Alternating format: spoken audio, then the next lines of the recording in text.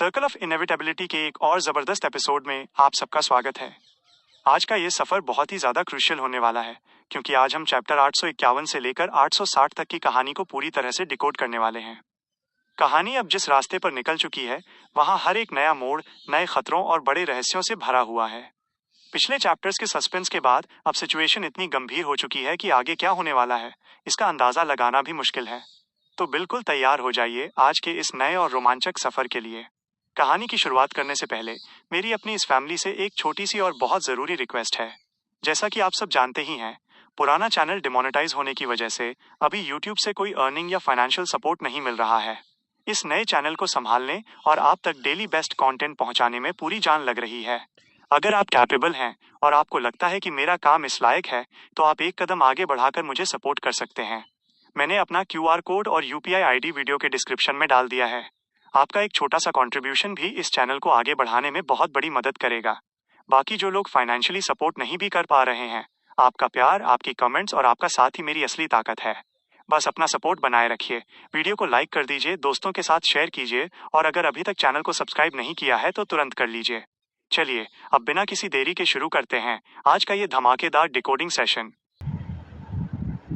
Lumion ने उसका हाथ छोड़ दिया, अपने लेफ्ट चेस्ट को दबाया, मन ही मन मिस्टर फूल की तारीफ की, फिर अमांडिना को ग्रेश वाइट कोहरे के बीच से ढलान के नीचे की ओर ले गया। अमांडिना जितना आगे बढ़ती गई, उसे अपनी करंट स्टेट से उतनी ही ज्यादा बेचैनी होने लगी। अंदर से निकलती बर्फीली ठंडक ने उसे ऐसा महसूस कराया जैसे वो पहले ही मर चुकी हो और एक लाश बन चुकी हो, जबकि ऐसा लग रहा था कि उसके शरीर के अंदर उसका ही एक दूसरा वर्जन बाहर निकलने की कोशिश कर रहा था। क्या हम वापस चलें? उसने हिचकिचाते हुए लुमियन से कहा। हम लगभग अपनी डेस्टिनेशन पर पहुंच चुके हैं। लुमियन ने उस डायरेक्शन की ओर इशारा किया जहां पानी की हल्की इल्यूसरी आवाज बमुश्किल सुनी जा सकती थी। फिर आगे कहा, अगर तुम सच में अभी वापस जाने का डिसाइड करती हो तो मैं तुम्हारी रिक्वेस्ट पूरी कर सकता हूँ। अमांडिना कुछ सेकंड के लिए हिचकिचाई। हम पहले से ही एज पर हैं, क्या अब वापस जाना वेस्ट नहीं होगा? लुमियन धीरे से हंसा। चिंता मत करो, अगर सच में बात ऐसी जगह तक पहुंच गई जहां हम इसे बर्दाश्त नहीं कर सकते तो मैं निश्चित रूप से तुमसे तेज भागूंगा। तुम्हारा ऐसा कहना मुझे और भी ज्यादा वॉरिड कर रहा है, अमांडिना ने धीरे से जवाब दिया। लुमियन आगे बढ़ता रहा, कहने से पहले एक पल के लिए सोचते हुए बोला, जब मैं तुमसे अपनी आंखें बंद करने के लिए कहूँ तो उन्हें बंद कर लेना। जब मैं तुमसे उन्हें खोलने के लिए कहूँ तो उन्हें तुरंत खोलना। ठीक है। ऐसे एनवायरनमेंट में अमांडिना केवल लुमियन पर ट्रस्ट करने का ही चूज कर सकती थी। जल्द ही उनके सामने का ग्रे कोहरा बहुत पतला हो गया, जिससे एक तालाब के साइज का स्प्रिंग दिखाई देने लगा। स्प्रिंग में पेल वाइट पानी बह रहा था, जो अवर्णनीय रंग की गहरी डार्क ऑब्जेक्ट से घिरा हुआ था। अमांडिना ने पानी में तैरते हुए एक गीले सीविड जैसे काले बालों को देखा और बॉटम में ऐसा लग रहा था कि कई धुंधले फिगर्स छिपे हुए थे जो इस तरह स्ट्रगल कर रहे थे जैसे वे अभी अभी डूबे हों और बाहर निकलने की कोशिश कर रहे हों। उसी समय उसने स्प्रिंग के पानी के पास एक लेडी को भटकते हुए नोटिस किया, जो एक वाइट रोब पहने हुए थी, जिसके काले बाल थे, बेहद परफेक्ट फीचर्स थे और एक होली ओरा था जो कैटाकॉम्स में अजीब लग रहा था। अमांडिना तुरंत अट्रैक्ट हो गई, और अगर लेडी की वो ब्लैंक और कोल्ड गेज न होती जिसमें ज़रूरी चार्म की कमी थी, और अगर स्प्रिंग का पानी अचानक एक पिच ब्लैक होल में न सिमट गया होता जिसमें लाइट भी पेनिट्रेट नहीं कर सकती थी, तो शायद वो खुद को दूर नहीं कर पाती। लुमियन ने भी क्रिस्मोन का फिगर देखा और उसके दिमाग में कई थॉट्स फ्लैश हुए। मैं जेना को अमांडिना से सीधे मिलाने के लिए यहाँ ला सकता हूँ, बिना हर बार एक एडवांसमेंट का वेट किए। यहाँ क्रिस्मोन एक भटकते हुए घोस्ट की तरह है, जो समारिटन विमेन स्प्रिंग के आसपास के एरिया से बंधी हुई है। क्या वो नॉर्मली कम्युनिकेट कर सकती है? क्या वो अप्रोच करने वाली डेमनेसिस पर अंधाधुंध अटैक करेगी? क्या इससे कोई एबनॉर्मलिटी पैदा होगी? ये अभी भी अननोन है।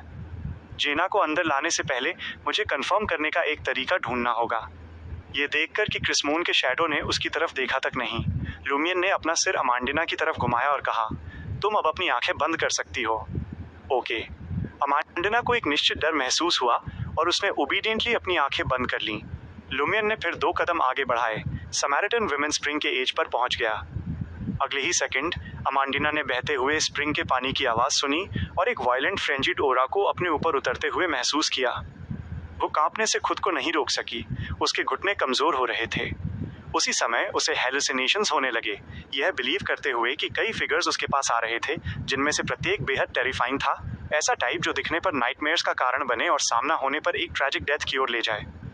अमांडिना डर के मारे चिल्ला उठी, चलो वापस चलते हैं। मैं वापस जाना चाहती हूँ।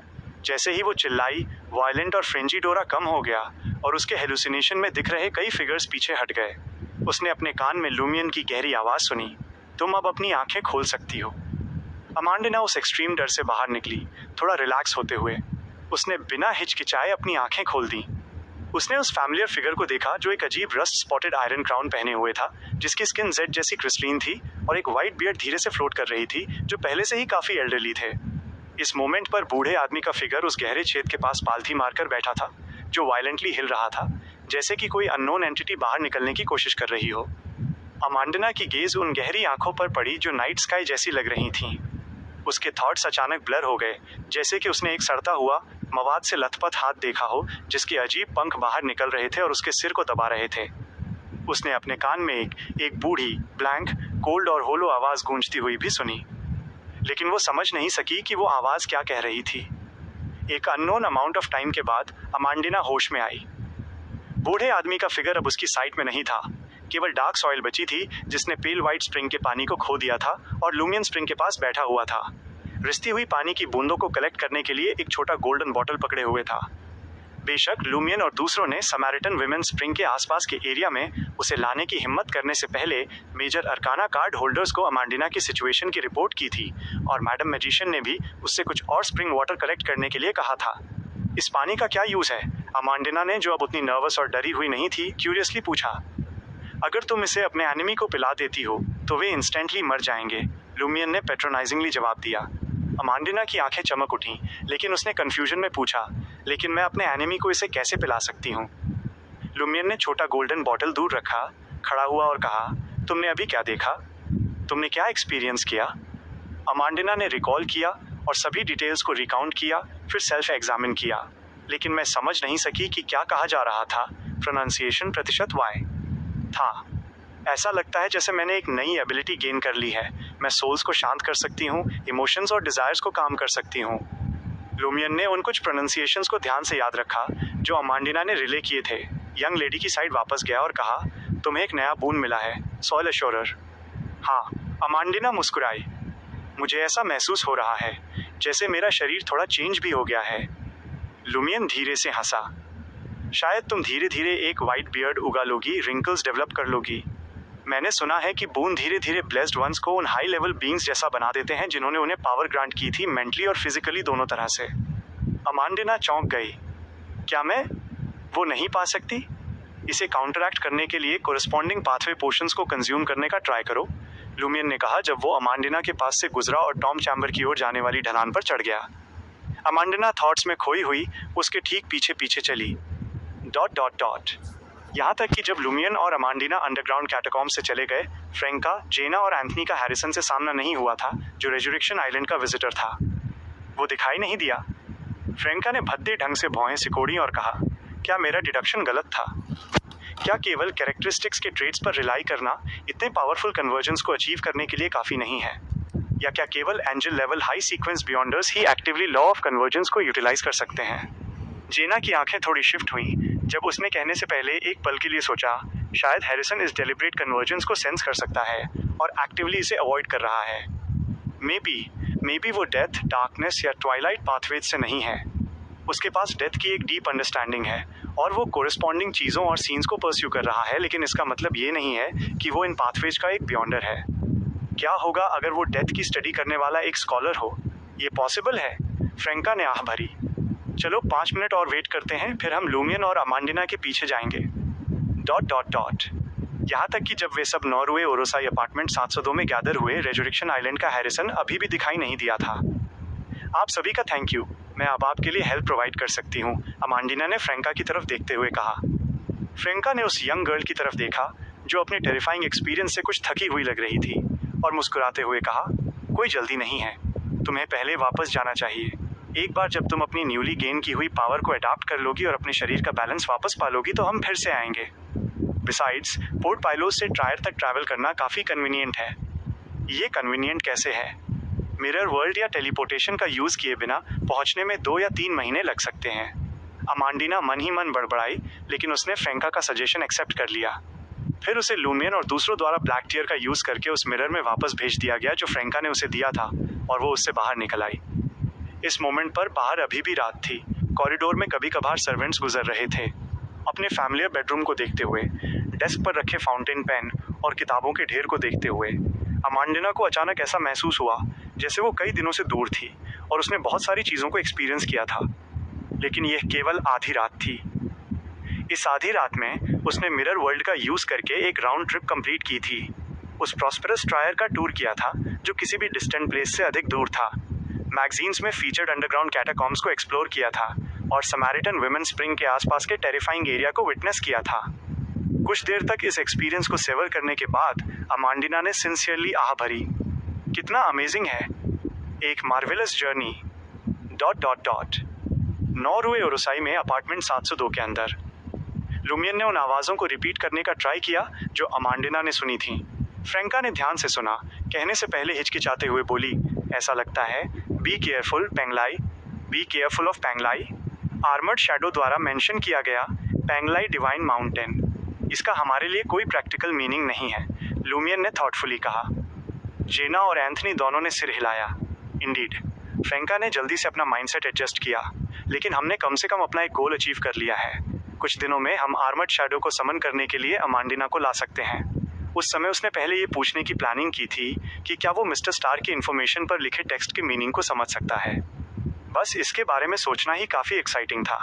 कुछ देर तक आइडियली चैट करने के बाद एंथनी ने ये देखते हुए कि देर हो रही है विदा ली और अपने घर लौटने के लिए निकल गया।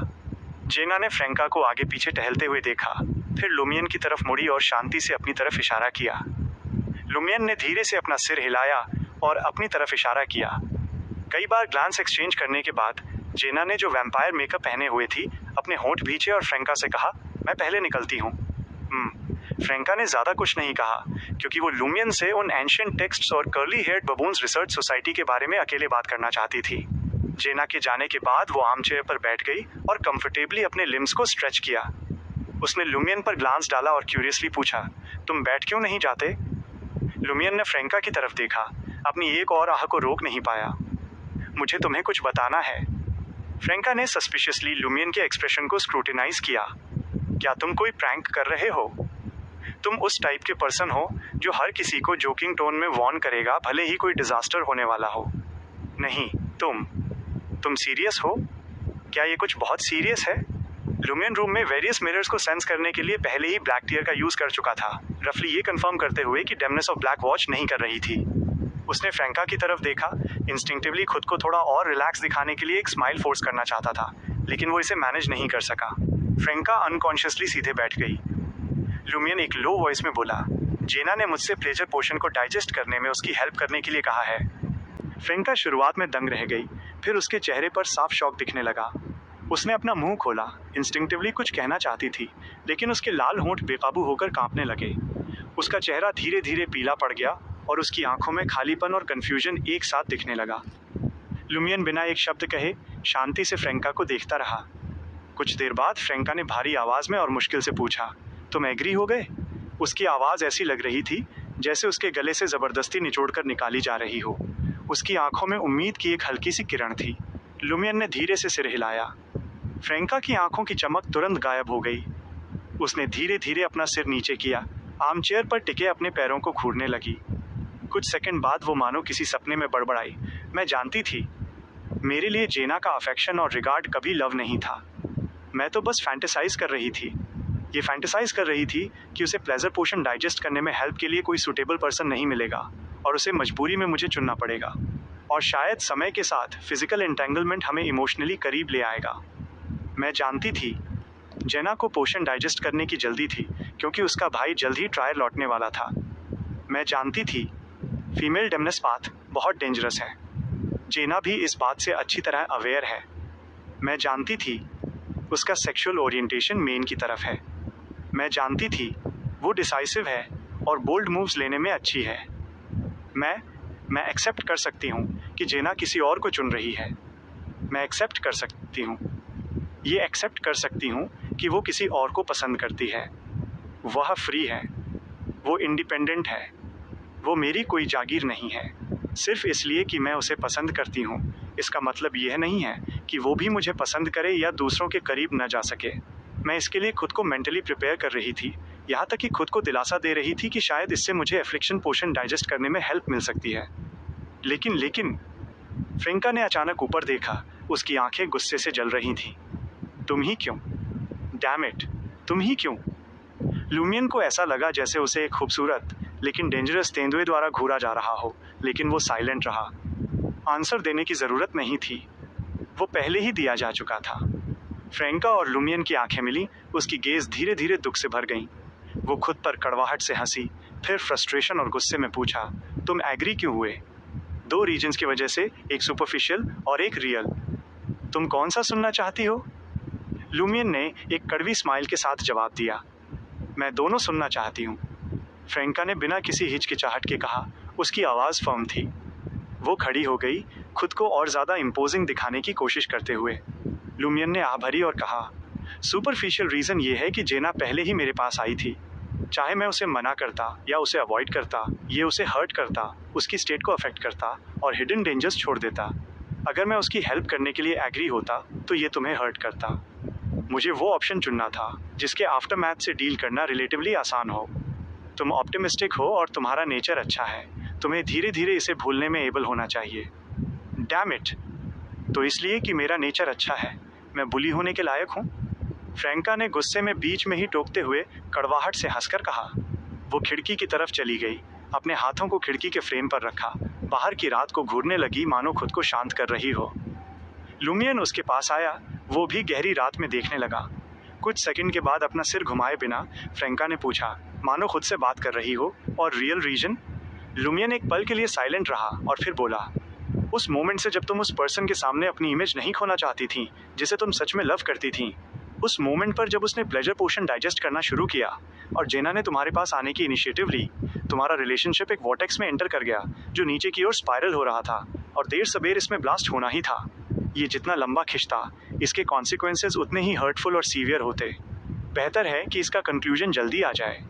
मेरे लिए इस मामले में ऑप्टिमल चॉइस एक्चुअली ये होती कि मैं तब तक डिले करूं जब तक कि iron blooded night advancement ritual की प्रिपरेशंस कंप्लीट ना हो जाएं। अगर चीज़ें स्मूथली चलती तो ये सिर्फ 3 या 4 हफ्तों की बात होती। तब तक मैंने गॉडहुड गेन कर लिया होता, मैं सीक्वेंस 4 का डेमीगॉड बन जाता। तुम दोनों के बीच जो भी इमोशनल इश्यूज थे वे मुझे अफेक्ट नहीं करते, भले ही वे हमारी टीम की हार्मनी और यूनिटी को पूरी तरह से शैटर कर देते। भले ही सब्सिक्वेंट सीक्वेंस 3 के लिए भी एक टीम की रिक्वायरमेंट होती, मेरे पास रीऑर्गेनाइज करने के लिए एनफ टाइम होता। फ्रेंका ने शांति से सुना, फिर लुमियन के चेहरे को देखने के लिए अपना सिर घुमाया। और तुम्हारे इमोशंस? लुमियन बाहर अंधेरे में देखता रहा, साइलेंट रहा। फ्रेंका ने भी वैसा ही किया। कुछ देर साइलेंट रहने के बाद एक्सप्रेशनलेस होकर बोली, तुम्हें अब जाना चाहिए। मैं एक मेज़ हूँ, मुझे कुछ पीस चाहिए। लुमियन हिचकिचाया, हिला नहीं। ये देखकर फ्रेंका ने एक कॉम्प्लेक्स स्माइल के साथ कहा, चिंता मत करो, मैं नहीं जाऊंगी। मेरा अभी भी एक मिशन है। तुम अभी तक जा क्यों नहीं रहे हो? क्या तुम चाहते हो कि मैं तुम्हारी पिटाई करूं? मैं तुम्हें बता दूं, एक बार जब मैं चीज़ें समझ जाऊंगी तो मैं मोरोरा की उस डेमनेस की तरह बन सकती हूं और तुम्हारी मैनहुड काट सकती हूं। वैसे भी तुम इसे वापस उगा सकते हो, मैं इसे हर दिन काटूंगी। जाओ, बाहर निकलो, गेट लॉस्ट। फ्रेंका के इमोशंस को धीरे धीरे इंटेंसिफाई होते देख और उसे अपनी तरफ फेंकने के लिए कुछ उठाते देख लुमियन ने धीरे से आह भरी, दरवाजे की तरफ बढ़ा, उसे खोला और सीढ़ियों की तरफ बढ़ गया। बैंग! पीछे से दरवाज़ा जोर से बंद होने की आवाज़ गूंज उठी। लुमियन सीढ़ियों से नीचे उतरा और जल्द ही उसने जेना को परछाइयों में शांति से खड़े देखा। वो सच में नहीं गई थी। वो बिल्डिंग में शांति से वेट कर रही थी। उसका सिर थोड़ा नीचे झुका हुआ था। ये कैसा रहा? जेना ने अपना सिर उठाया, लुमियन से पूछते हुए कहा। लुमियन ने फ्रेंका के साथ हुई अपनी बातचीत और उसके रिएक्शंस को की पॉइंट्स पर फोकस करते हुए रिकाउंट किया। जेना ने अपने होंठ भींचे और लुमियन से कहा, तुम्हें वापस जाना चाहिए। मैं किसी भी एक्सीडेंट के केस में बाहर वेट करूंगी। लुमियन ने डार्क हॉलवे की तरफ वापस देखा, फिर कहा, मैं भी यहीं वेट करूंगा। जेना ने अपना सिर हिलाया। एक पर्सन एनफ है। अगर वो शांत हो जाती है तो शायद वो मुझसे बात करना चाहे। तुम्हारा प्रेजेंस उसे और ज़्यादा प्रोवोक कर सकता है। एक पल सोचने के बाद लुमियन ने कहा, ओके। उसने जेना की गहरी आंखों में देखा जो दर्द की एक झलक से भरी थी और आह भरते हुए कहा, इस वर्ल्ड में ज़्यादातर लोग ज़्यादातर समय सेल्फिश होते हैं, तुम्हारी तरह। लुमियन रुका और अपनी तरफ इशारा किया। और मेरी तरह। जेना की गेज थोड़ी सॉफ्ट हुई और वो सेल्फ डेप्रिकेटिंगली मुस्कुराई। कभी कभी मैं सच में तुम्हें अपने साथ एबिस में खींचना चाहती हूँ। ... अपने रेंटेड अपार्टमेंट में लौटकर लुमियन अपने बेड पर लेट गया। डार्क सीलिंग को घूरने लगा, सोने में अनेबल था। वो खुद को शांत करने के लिए कॉजिटेशन पर रिलाई भी नहीं करना चाहता था। एक अननोन अमाउंट ऑफ टाइम के बाद उसे अचानक एक प्रीमोनिशन हुआ और वो अचानक उठकर बैठ गया, अपनी गेज को बेडरूम की खिड़की की तरफ डायरेक्ट किया। एक क्रीक की आवाज़ के साथ खिड़की खुली और फ्रैंका, जो एक विमेन शर्ट और फिटेड ट्राउजर्स पहने हुए थी लेकिन फजी स्लीपर स्पोर्ट कर रही थी, अंदर कूद गई। क्रिम्सन मूनलाइट में उसकी आंखें रेड दिखाई दे रही थीं और उसने अपने हाथ में एक डैगर पकड़ रखा था। तुम्हारी थैंक्स की वजह से मैंने एफ्लिक्शन पोशन का काफ़ी हिस्सा डाइजेस्ट कर लिया है, फ्रैंका ने अपने दांत पीसते हुए बेड पर बैठे लुमियन की तरफ देखते हुए कहा। डैम इट, मैं इसके बारे में जितना सोचती हूँ मुझे उतना ही ज़्यादा गुस्सा आता है। लुमियन कुछ सेकंड के लिए फ्रैंका के चेहरे को घूरता रहा। उसकी गेज धीरे धीरे उसके हाथ में मौजूद डैगर की तरफ शिफ्ट हो गई। उसने फ्रैंका के आगे बोलने का वेट किया। फ्रैंका ने अपने दांत पीसे और कहा, मैं जेना के इस चॉइस को मेक करने को एक्सेप्ट कर सकती हूँ। भले ही मैं सैड, सॉरोफुल और पेन में होंगी, मैं इसे एक्सेप्ट करने और यहाँ तक कि उसे एनकरेज करने के लिए तैयार हूँ। लेकिन तुमने अपने ब्रो को हर्ट किया। इसके लिए तुम्हारे टुकड़े टुकड़े कर दिए जाने चाहिए। क्या तुम जानते हो कि इसने मुझे कितना हर्ट किया है? हम इतने क्लोज थे, इतने सिंक में थे, हमेशा एक दूसरे के बारे में सोचते थे। क्यों? तुमने इस ब्यूटीफुल स्टेट को क्यों ब्रेक किया? तुमने एंड में मुझे अबैंडन फील कराया, जैसे तुम दोनों क्लोज और इंटीमेट हो, जबकि मैं बाहर छूट गई हूँ, एक अननेसेसरी पर्सन। मैं बिट्रेड फील कर रही हूँ। जैसे ही वो बोली, फ्रैंका की आवाज़ में दांत पीसने वाला टोन कम हो गया और उसकी आवाज़ में कन्फ्यूजन का एक ट्रेस दिखाई देने लगा। वो रुकी, फिर डैगर फेंक दिया, जो लुमियन के बेड में बिल्कुल एक्यूरेटली धंस गया। फ्रैंका ने फिर 2 कदम आगे बढ़ाए, लुमियन को घूरते हुए। तुम्हारे पास अब 2 चॉइसेस हैं। 1, जैसा कि मैंने पहले कहा था, अगर तुम जेना को टच करने की हिम्मत करोगे तो मैं तुम्हें विच पोशन पिला दूंगी और तुम्हें एक वुमन में टर्न कर दूंगी। अब तुम्हारी चॉइस पाथवे स्विच करने और डेमनेस ऑफ डेस्पेयर बनने की है। 2, आई स्क्रू यू और यू स्क्रू मी। लुमियन ने कई पॉसिबल डेवलपमेंट्स को एंटिसिपेट किया था, लेकिन उसने इन चॉइसेस की उम्मीद नहीं की थी। उसका शॉक्ड, बेविल्डर्ड एक्सप्रेशन देखकर फ्रैंका ने गुस्से में आगे कहा, मैं तुम दोनों को ज्वाइन करना चाहती हूँ। वाह, लुमियन ने आखिरकार एक शब्द कहा, सावधानी से फ्रैंका की स्टेट को ऑब्जर्व करते हुए। बोलने के बाद फ्रैंका ने एक लंबी आह भरी, अपनी यूजुअल स्माइल रिवील करते हुए, मुझे तुमसे पूछने दो, क्या तुम मेरी केयर करते हो? यस, लुमियन ने बिना किसी हिचकिचाहट के आंसर दिया। फ्रैंका ने सेटिस्फैक्शन में सिर हिलाया। क्या तुम जेना की केयर करते हो? यस, लुमियन ने भी हिचकिचाहट नहीं दिखाई। फ्रैंका ने अपने होंठ भींचे और आगे पूछा, क्या जेना तुम्हारी केयर करती है? यस, लुमियन को कोई डाउट नहीं था। फ्रैंका ने फिर पूछा, क्या मैं तुम्हारी केयर करती हूँ? यस, लुमियन ने सोलमली सिर हिलाया। फ्रैंका ने कंटिन्यू किया, और क्या मैं जेना की केयर करती हूँ? वेरी मच, लुमियन ने एक एडजेक्टिव ऐड किया। फ्रैंका हिचकिचाई और फिर पूछा, और क्या जेना मेरी केयर करती है? वेरी मच, तुम उसकी फैमिली और उसकी बेस्ट फ्रेंड हो, लुमियन ने सीरियसली आंसर दिया। फ्रैंका ने फिर अपना हाथ थोड़ा उठाया। तो बात साफ है, हम सब एक दूसरे की केयर करते हैं और हम कभी नहीं जानते कि हमारी अचानक डेथ कब हो जाए। तो चलो साथ रहते हैं, कोई किसी को अबैंडन नहीं करेगा। ये सिर्फ साथ सोना ही तो है। Love is a pain in the ass, to hell with love. Lumian एक मोमेंट के लिए स्पीचलेस हो गया। उसने फ्रैंका की तरफ देखा और सिंसियरली रिमार्क किया, तुम अपनी करंट स्टेट ऑफ माइंड में काफ़ी ब्यूटीफुल लग रही हो। फ्रैंका धीरे से हंसी, मैं और क्या ही कर रही होंगी। जैसे ही उसने ये कहा, उसने अचानक अपना सिर आधा घुमाया और साइड में देखा। उसकी आवाज़ और लाउड हो गई, क्या मुझे गिव अप कर देना चाहिए? क्या मुझे चले जाना चाहिए? आंसू, जो काफ़ी समय से रुक रहे थे, धीरे धीरे उसके गालों से नीचे टपकने लगे। लुमियन साइलेंट रहा। कुछ सेकंड के बाद फ्रैंका ने अपना सिर वापस घुमाया। लुमियन की तरफ देखते हुए उसकी गेज गहरी थी। एक भारी आवाज़ में उसने कहा, क्योंकि इस वर्ल्ड में तुम दोनों मेरे लिए सबसे इम्पोर्टेंट लोग हो, the only two. Crimson moonlight के नीचे उसका चेहरा पहले से ही आंसुओं की धारियों से भरा हुआ था। फ्रैंका के चेहरे पर चमकते आंसू और धारियों को देखकर लुमियन को अचानक अपनी सिस्टर और की याद आ गई। उसने उस अकेलेपन को रिकॉल किया जो हमेशा उससे झलकता था जब वो रूफटॉप से तारों को निहारती थी। उसे वो लाइफ भी याद आई जब वो और कोडू में एक दूसरे पर डिपेंडेंट थे। वो एक्सक्रूशिएटिंग पेन जब उसकी सिस्टर की डेथ हुई और कोडू डिस्ट्रॉय हो गया, और वे सेल्फ डिस्ट्रक्टिव इम्पल्सेस जो उसे तब हुए थे जब वो पहली बार ट्रायर आया था। उन इमोशंस पर ओवरकम करना और अपने सोशल कनेक्शंस को फिर से रीबिल्ड करना फ्रैंका, जेना, चार्ली और ऑबर्ज डू कॉक-डोरे के कई टेनेंट्स के साथ शुरू हुआ था। इस वर्ल्ड में अब ऐसे बहुत से लोग नहीं बचे हैं जिनकी मैं केयर करता हूँ। लुमियन ने एक गहरी आह भरी। मोरोरा में वापस उसने जूली, अल्बस मेडिसी और दूसरों के खिलाफ म्यूचुअल स्कीमिंग की थी। वेरियस डेंजर्स और कॉन्स्पिरेसीज का सामना करते हुए भी उसने इतनी आहें नहीं भरी थीं जितनी उसने पिछले कुछ दिनों में भरी थीं। वो अक्सर इतना ट्रबल्ड फील करता था कि वो इस वर्ल्ड को जला देना चाहता था। फ्रैंका के वर्ड्स ने उसके दिल के तारों को छू लिया था। वो पहले से ही जानता था कि उसका आंसर क्या होगा, लेकिन वो थोड़ा और स्ट्रगल करना चाहता था। फ्रैंका की तरफ देखते हुए लुमियन ने एक कड़वी स्माइल के साथ कहा, केयर करना इस तरीके से मैनिफेस्ट हो ये ज़रूरी नहीं है, और के अलावा तुम और जेना ही वो लोग हो जिनकी मैं सबसे ज़्यादा केयर करता हूँ। फ्रैंका ने बिना किसी हिचकिचाहट के अपना सिर हिलाया।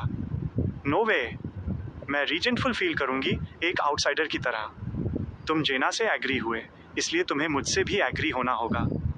एक बार जब तुमने ये शुरू कर दिया तो तुम इसे वापस नहीं ले सकते।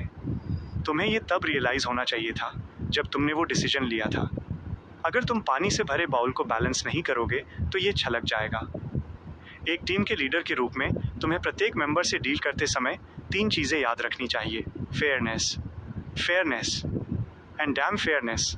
लेकिन इस काइंड ऑफ मैटर के लिए लुमियन ने इंस्टिंक्टिवली रिस्पॉन्ड किया, अगर एंथनी मेरे साथ सोना चाहे तो क्या मुझे तब भी एग्री होना होगा? तुम्हें एग्री होना होगा।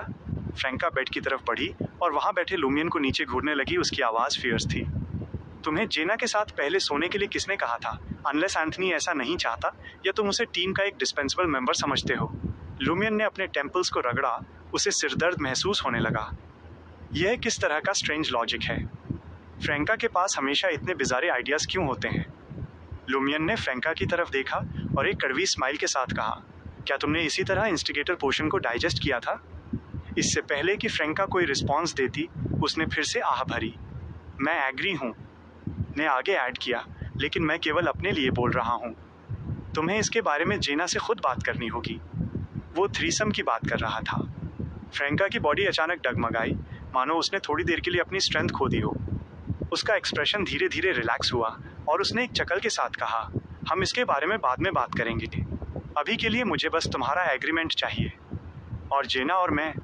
लुमियन शुरुआत में कहना चाहता था कि वो और जेना केवल तब तक के लिए एग्री हुए थे जब तक कि प्लेजर पोशन डाइजेस्ट ना हो जाए, लेकिन उसे लगा कि अभी ये कहने का राइट टाइम नहीं था।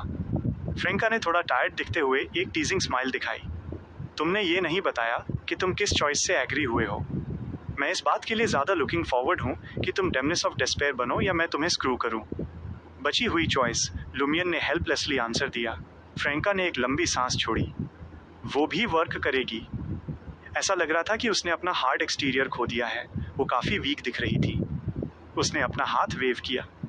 मैं अब रेस्ट करने जाऊंगी। मैंने सोचा। लुमियन थोड़ा सरप्राइज्ड था।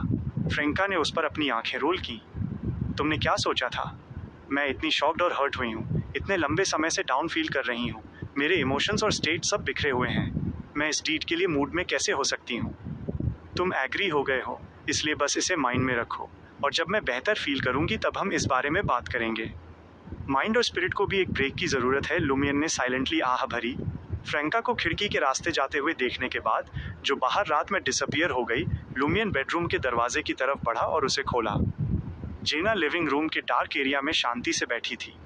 लुमियन जेना के अपीयरेंस से सरप्राइज नहीं था। वो फ्रैंका के दरवाजे को वॉच कर रही थी, और फ्रैंका के इंटेंस इमोशंस ऐसे थे कि जब वो गई तो उसे नोटिस न करना या फॉलो न करना मुश्किल था। मैंने इसके इस तरह टर्न आउट होने की उम्मीद नहीं की थी, लुमियन ने जेना से आह भरते हुए कहा। जेना मुस्कुराते हुए खड़ी हो गई। हालांकि मैंने भी इसकी उम्मीद नहीं की थी। मैंने इसके बारे में कुछ देर सोचा और महसूस किया कि शायद मैं इसे एक्सेप्ट कर सकती हूँ। बस तुम और वो, ये उससे कहीं बेहतर है जितना मैंने एंटिसिपेट किया था। तुमने क्या एंटिसिपेट किया था? लुमियन ने शांति से रिलीफ के साथ आह भरी। जेना की आंखों में सैडनेस, गिल्ट और पेन का एक मिक्स था जब उसने कहा, फ्रैंका का अपना माइंड लूज करना और हमें किल करने का ट्राई करना। मैं एग्री हो जाती, लेकिन कुछ समय के लिए हाइड हो जाती, तब तक वेट करती जब तक कि मैं जूलियन का फ्यूचर अरेंज न कर लूँ उससे दोबारा मिलने से पहले। लुमियन ने कुछ सेकंड के लिए जेना की तरफ देखा, फिर आह भरी। तुम्हारी मदर की डेथ के बाद से तुम्हारे अंदर काफ़ी सेल्फ डिस्ट्रक्टिव टेंडेंसीज रही हैं। हमने सोचा था कि हमने उन्हें ओवरकम करने में तुम्हारी पूरी हेल्प की है, लेकिन ऐसा लगता है कि इसका एक बिट अभी भी लिंगर कर रहा था। जेना की आंखें चमक उठीं जब उसने लूमियन की तरफ देखा। क्या तुम भी सेम नहीं हो? लूमियन ने उसकी गेज से आंखें मिलाईं और 2 सेकंड बाद अपनी हंसी रोक नहीं पाया। क्या ये टूटे हुए लोगों के लिए एक सपोर्ट ग्रुप है? यस, जेना ने दरवाजे की तरफ इशारा किया। मैं फ्रेंका से बात करने जाऊंगी। हम कुछ दिनों में अपने एलिमेंट्स एक्सचेंज करेंगे। ओके, लूमियन ने जेंटली सिर हिलाया। ... 9 रुए ओरोसाई में अपार्टमेंट 702 के अंदर। फ्रेंका आर्मचेयर पर पीछे लेट गई, उसकी आंखें खुली थीं। वो चेयर के मूवमेंट के साथ जेंटली रॉक कर रही थी। Knock, knock, knock. उसने नॉकिंग सुनी और रियलाइज किया कि कोई बाहर था। इस स्टेट में मुझे इजीली असैसिनेट किया जा सकता है। फ्रेंका ने खुद पर रिफ्लेक्ट किया, खड़ी हुई और दरवाजे की तरफ बढ़ी। वो गेस कर सकती थी कि बाहर कौन था। श्योर एनफ, उसने जेना को उसके वैम्पायर मेकअप के साथ देखा। फ्रेंका ने अपना मुंह खोला, अनश्योर थी कि क्या कहे, और जेना को अंदर आने देने के लिए एक तरफ हट गई।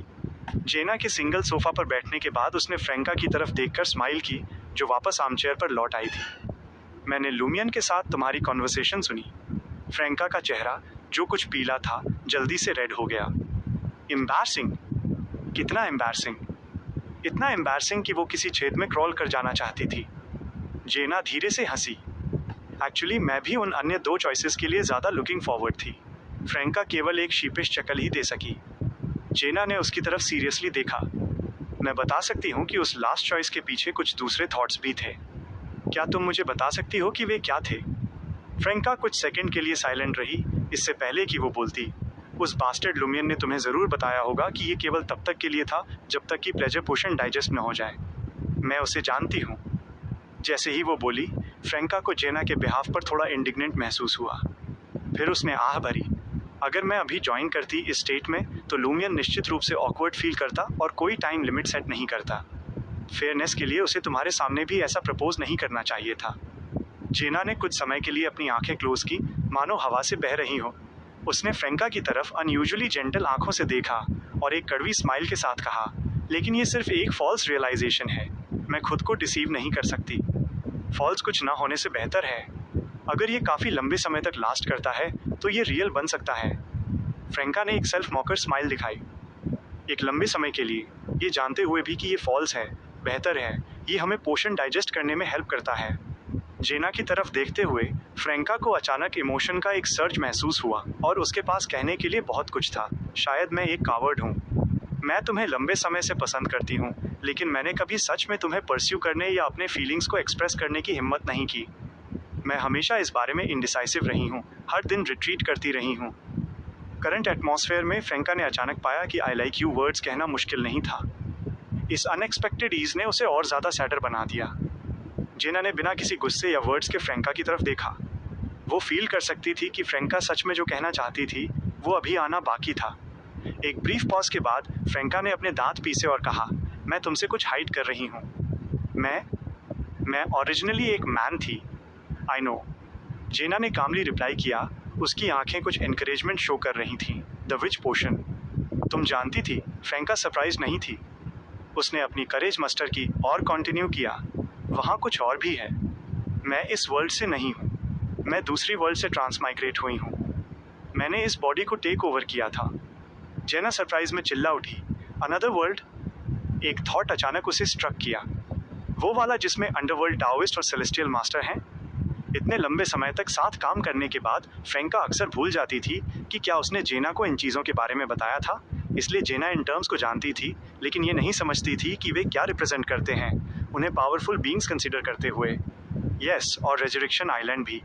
इस सीक्रेट को रिवील करने के बाद फ्रेंका काफ़ी लाइटर फील कर रही थी। जेना के चेहरे पर अचानक रियलाइजेशन का लुक आया। नो वंडर, जब तुम्हें हैरिसन की इन्फॉर्मेशन मिली थी तो तुम इतनी एजिटेटेड थी। तो तुम समझती हो कि मैं आर्मर्ड शैडो को समन करने के लिए इतनी ईगर क्यों रही हूँ? फ्रेंका ने नर्वस होकर पूछा, तुम्हें इस बात से कोई फ़र्क नहीं पड़ता कि मैंने किसी और की बॉडी ली? Do you? मुझे क्यों फ़र्क पड़ेगा, अनलेस ये वो फ्रेंका हो जिसे मैं जानती हूँ, जिसे रिप्लेस किया जा रहा हो। जेना ने अम्यूज़मेंट के साथ रिस्पॉन्ड किया, क्लियरली अपना स्टांस एक्सप्रेस करते हुए। फ्रेंका पूरी तरह से रिलैक्स हो गई, लगभग आर्मचेयर में ढह सी गई। जेना ने एक पल के लिए सोचा और प्रोब किया, लूमियन की सिस्टर और अजीब कोडनेम्स वाले वे मिस्टिसिज्म गैदरिंग अटेंडीज, क्या वे भी तुम्हारी वर्ल्ड से हैं? यस, लेकिन मैं तुम्हें और नहीं बता सकती। मैं केवल अपने पार्ट के बारे में बात कर सकती हूँ, फ्रैंका ने एक आह के साथ कहा। मैं घर जाने, अपनी वर्ल्ड में लौटने के सपने देखती थी। इसलिए हर बार जब मुझे तुम्हारी तरफ कदम बढ़ाने का इम्पल्स होता था, तो मैं खुद से पूछे बिना नहीं रह पाती थी, क्या तुम उसका फ्यूचर बियर कर सकती हो? जब घर जाने का चांस होगा, तो क्या तुम उसके लिए रुकोगी? उसे एक अनफैमिलियर वर्ल्ड में ले जाना, क्या ये बहुत क्रूर नहीं होगा? क्या वो जाने के लिए तैयार होगी? क्या वो जा सकती है? हर बार जब मैंने वे क्वेश्चंस पूछे, मैं रिट्रीट कर गई। मैं हमेशा बहुत कॉन्फ्लिक्टेड थी, कभी कोई रियल एक्शन नहीं लिया। जेना ने जेंटली सुना, और जब फ्रैंका ने फिनिश किया तो उसने स्माइल की और कहा, तुम उन काइंडस्ट लोगों में से एक हो जिनसे मैं कभी मिली हूँ। मुझे खुशी है कि तुम मेरे साथ सबसे टफेस्ट टाइम्स में थी। उसने फ्रैंका की तरफ देखा और पूछने से पहले एक पल के लिए हिचकिचाई, क्या तुम अभी भी घर जाने के बारे में सोचती हो? फ्रैंका साइलेंट हो गई। बाहर क्रिम्सन मूनलाइट किसी पॉइंट पर डिम हो गई थी। कुछ सेकंड के बाद फ्रैंका ने एक लो वॉइस में आंसर दिया, यस। फ्रैंका का आंसर सुनकर जेना ने अपने होंठ भींचे और कहा, क्या तुमने जो अभी चॉइस मेक की वो भी इस फैक्टर से इन्फ्लुएंस थी? मे बी, फ्रैंका ने एक कड़वी स्माइल के साथ कहा। मुझे लगा कि अगर मैंने ऐसा नहीं किया तो मेरे दिल में हमेशा वो लिंगरिंग रिजेंटमेंट रहेगा। हम निश्चित रूप से समय के साथ एक दूसरे से दूर हो जाएंगे। एक बार जब मिशन कंप्लीट हो जाएगा और कोई एक्सटर्नल फोर्स हमें साथ रखने के लिए नहीं बचेगा, तो हम शायद अलग हो जाएं। लेकिन मैं वो नहीं चाहती। जब मैं अभी कुछ देर पहले डैगर लेकर निकली थी, तो मैं जेन्युइनली अपना गुस्सा निकालने के लिए लूमियन को कैस्ट्रेट करना चाहती थी। लेकिन स्ट्रीट की परछाइयों में चलते हुए ठंडी हवा ने मुझे काफ़ी सोबर कर दिया। फिर मैंने सोचा, लव कितनी बड़ी न्यूसेंस है। इसके बिना हम तीनों पहले की तरह खुशी खुशी साथ रह सकते थे। इस थॉट के साथ मुझे अचानक लगा कि अगर मैं लव को और उसके साथ आने वाली पॉजिटिवनेस और जेलसी को एक्सक्लूड कर सकूं, तो सिर्फ शायद ये वर्क कर सकता है। मैडम जजमेंट ने हमें हमेशा बताया है कि एंड नज़दीक है, जो कुछ सालों या डिकेड्स में आने वाला है। हमें खुद को मेंटली और स्ट्रेंथ के टर्म्स में प्रिपेयर करना होगा। हालांकि अभी एपोकैलिप्स के कोई साइंस नहीं है, और हम एक अच्छा माइंडसेट बनाए रखने और स्ट्रेस से मैड होने से बचने के लिए अक्सर इस बात को भूल जाते हैं। लेकिन हमने अकेले ट्रायल में ही 2 मेजर कैटास्ट्रॉफीज का एक्सपीरियंस किया है, the tree of shadow incident और द हॉस्टल प्लान। चाहे हम उनसे बचने या उन्हें इग्नोर करने की कितनी भी कोशिश करें, हम उनके इम्पैक्ट से एस्केप नहीं कर सकते। ऐसी सर्कमस्टेंसेज में हम में से कोई भी कभी भी छोड़ सकता है, गुड बाय कह सकता है या मर सकता है। तो इतनी परवाह क्यों करनी? हालांकि वो चॉइस स्ट्रेंज है और मुझे भी इसे एक्सेप्ट करना मुश्किल लग रहा है, तो क्यों ना इसे एक ट्राई दिया जाए? ट्राई करने के बाद हमारा फ्यूचर बेहतर हो सकता है और हम क्लोजर बन जाएंगे, एक दूसरे की और अधिक केयर करने लगेंगे, या ये बदतर हो सकता है, धीरे धीरे अलग होकर फैमिलियर स्ट्रेंजर्स या एनिमीज बन सकते हैं। लेकिन बिना ट्राई किए हमें रिजल्ट कैसे पता चलेगा? वैसे भी ये इससे ज़्यादा बदतर नहीं होगा। बेशक ह्यूमन इमोशंस अनकंट्रोलेबल होते हैं, भले ही हमारा फ्यूचर बेहतर हो जाए, लेकिन इसके साथ आने वाला हिडन लव, पॉजिटिवनेस और जेलसी पूरी तरह से एलिमिनेट नहीं हो सकता। पेन और प्लेजर लंबे समय तक कोएग्जिस्ट करेंगे। शायद यही एक डेमनेस का एसेंस है। लेकिन चाहे जो भी हो, मुझे अभी भी वो कहावत पसंद है, life is short, why not give it a try. Jenna ने फ्रैंका के स्टेटमेंट को ध्यान से सुना, फिर एक जेंटल गेज के साथ कहा, इसीलिए मुझे अर्जेंसी का इतना स्ट्रॉन्ग सेंस फील होता है और कभी कभी मैं सेल्फिश चॉइसेस मेक करती हूँ। वो फिर धीरे से हंसी। मैंने लूमियन को तुम्हें life is short, why not give it a try के साथ टीज करते सुना है। क्या ऐसा इसलिए था क्योंकि तुमने उस कहावत को माइंड में रखकर कुछ स्ट्रेंज किया था? फ्रैंका ने ऑकवर्डली स्माइल की। मैं विच पोशन पीने को लेकर काफ़ी हेजिटेंट और कॉन्फ्लिक्टेड थी। तब किसी ने मुझसे ये फ्रेज कहा था। जेना समझ गई और फ्रैंका का मजाक उड़ाने के बजाय उसने क्यूरियसली पूछा, क्या वो वही कहावत थी जिसने तुम्हें गार्डनर मार्टिन के साथ होने के लिए एनकरेज किया था? यस, मैं तब तुम सबसे नहीं मिली थी और मेरे पास ऐसा कोई नहीं था जिसकी मैं पर्टिकुलरली केयर करती, फ्रैंका ने और भी ऑकवर्डली रिप्लाई किया।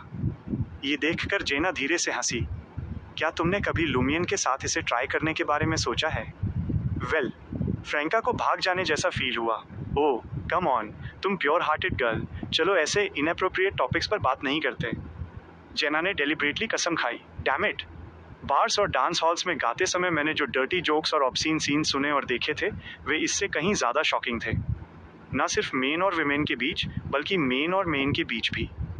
एटमॉस्फेयर कम सैड और हैवी हो गया और जेना खड़ी हो गई।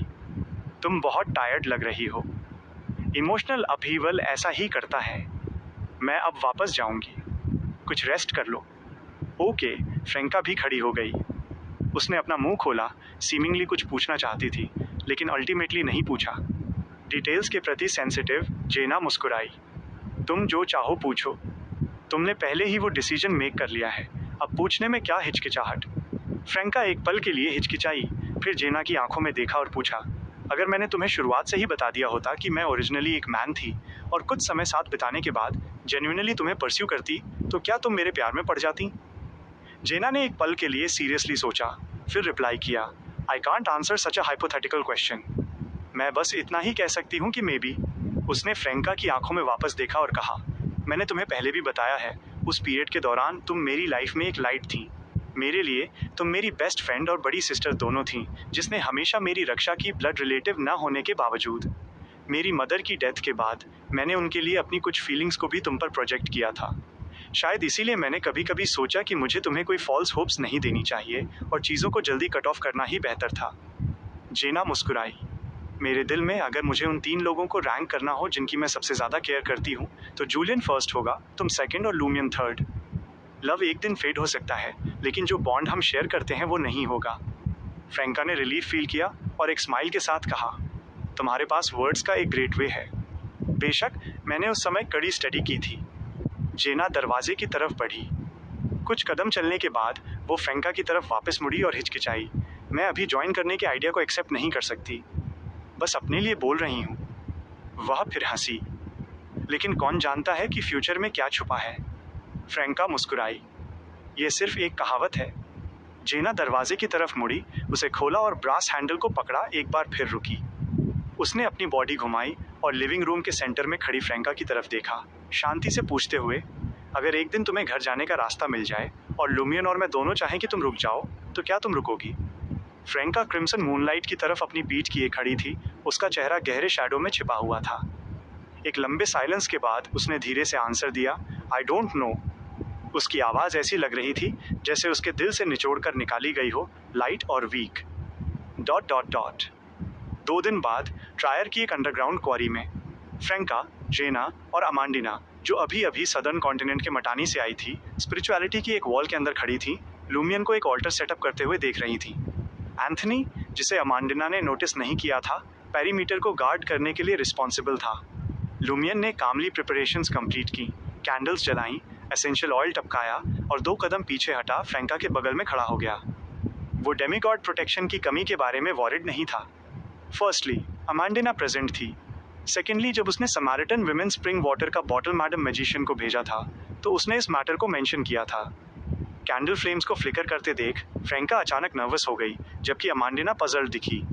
उसे कोई आइडिया नहीं था कि उसे किस चीज़ में हेल्प करनी थी या वो किस चीज़ में हेल्प कर सकती थी। एक बार जब फ्रेंका ने सिर हिलाया, ये इंडिकेट करते हुए कि वो रेडी थी, लूमियन ने एंशिएंट हर्मिस में रिसाइट किया, आई। फिर हर्मिस में स्विच करते हुए, I summon in my name the spirit that wanders about the unfounded, a combination of numerous shadows, Lumion Lee, so contracted creature. ये अमांडिना के लिए प्रोसेस का एक फैमिलियर पार्ट था, जो एक मैसेंजर को समन करने के सिमिलर था। इसलिए उसने ज़्यादा अटेंशन नहीं दिया। इनकेंटेशन के डिस्क्रिप्शन के बारे में क्यूरियस थी, जबकि वो फ्रेंका वो लेडी जिसका नाम उसने अभी अभी जाना था, और लूमियन के आई इंटरेक्शंस को ऑब्जर्व कर रही थी, किसी भी इंटीमेसी के साइंस ढूंढ रही थी। उसके डिसअपॉइंटमेंट के लिए फ्रेंका, जेना और लूमियन सभी रिचुअल पर फोकस्ड थे। जल्द ही कैंडल फ्लेम से फिश स्केल आर्मर में एक ब्लरी शैडो इमर्ज हुआ, जिसके ब्लैक स्केल्स प्योर गोल्ड से स्टेंड थे, जो सोलेम और सेक्रेट दिखाई दे रहा था। स्केल्स पर मौजूद ट्रांसपेरेंट फेसेज पहले से ज़्यादा क्लियर थे और ईविल स्पिरिट्स की तरह अधिक ट्विस्टेड और फियर्स थे। वे साइलेंटली चिल्लाए, हेट्रेड और मैलिस डिस्प्ले करते हुए। अमांडिना चौंक गई। ये आर्मर्ड शैडो का अपीयरेंस नहीं था जिसने उसे डराया था। ऐसा हॉरर उस पर्सन को इंटिमिडेट नहीं कर सकता था जिसने ड्रीम फेस्टिवल का एक्सपीरियंस किया हो, पैनफिल को समन किया हो और अंडरग्राउंड कैटाकॉम्स में गया हो। जिस चीज़ ने उसे शॉक किया वो ये था कि आर्मर्ड शैडो और उसके स्केल्स पर मौजूद घोस्टली फेसेस साइमल्टेनियसली उसकी तरफ देख रहे थे। उसने लगभग सांस लेना बंद कर दिया, उसकी बॉडी एक बर्फीली ठंडक से एनवेलप हो गई। आर्मर्ड शैडो एक स्ट्रेंज लैंग्वेज में बोला, केवल फ्रेंका ही इसे बमुश्किल समझ सकी। ये सुनते हुए, disciple of the underworld gate, ये सच में अमांडिना के बून को रिकॉग्नाइज करता है। फ्रेंका बड़बड़ाई, यह नोटिस करते हुए कि आर्मर्ड शैडो का मैलिस कम हो गया था, जो ये इंडिकेट कर रहा था कि एक अधिक पीसफुल इंट्रैक्शन पॉसिबल था।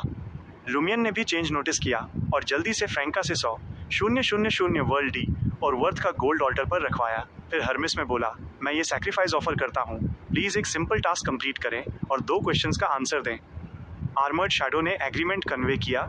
उसके स्केल्स के ट्रांसपेरेंट फेसेज ग्रीडली गोल्ड को निहार रहे थे। लूमियन ने तुरंत वे डॉक्यूमेंट्स ऑल्टर पर रख दिए जो फ्रेंका ने उसे हैंड ओवर किए थे। ये वे डॉक्यूमेंट्स नहीं थे जो मिस्टर स्टार ने फ्रेंका को दिए थे, न ही ओरिजिनल डॉक्यूमेंट्स थे। फॉर्मर का ऑर्डर पूरी तरह से स्क्रैम्बल था, जिससे क्वेश्चन और आंसर फॉर्मेट के थ्रू इंटरप्रेट करना मुश्किल था, और लेटर आर्मर्ड शैडो को करप्ट कर सकता था, जिससे रिचुअल अनफोर्सिंग डेंजर्स की तरफ ले जाता। इसलिए फ्रेंका द्वारा अपना इंटेंशन एक्सप्रेस करने के बाद मिस्टर स्टार ने मैडम जजमेंट के थ्रू न्यू डॉक्यूमेंट्स प्रोवाइड किए थे। न्यू डॉक्यूमेंट्स ने ओरिजिनल से कई कंप्लीट सेंटेंसेस एक्सट्रैक्ट किए थे, जिसमें बाकी टेक्स्ट के सैकड़ों फ्रिक्वेंटली यूज्ड वर्ड शामिल थे। टास्क इन डॉक्यूमेंट्स को ट्रांसलेट करना है। फ्रेंका ने एंटिसिपेशन और एंजाइटी के साथ लूमियन की रिक्वेस्ट को सुना। वो श्योर नहीं थी कि आर्मर्ड शैडो इस डील को एक्सेप्ट करेगा या नहीं। एक वूशिंग साउंड के साथ दोनों पेजेस ऊपर फ्लोट हुए आर्मर्ड शैडो के सामने होवर करने लगे। कुछ सेकंड के बाद आर्मर्ड शैडो एक इनकम्प्रिहेंसिबल लैंग्वेज में दोबारा बोला। फ्रेंका के कान खड़े हो गए।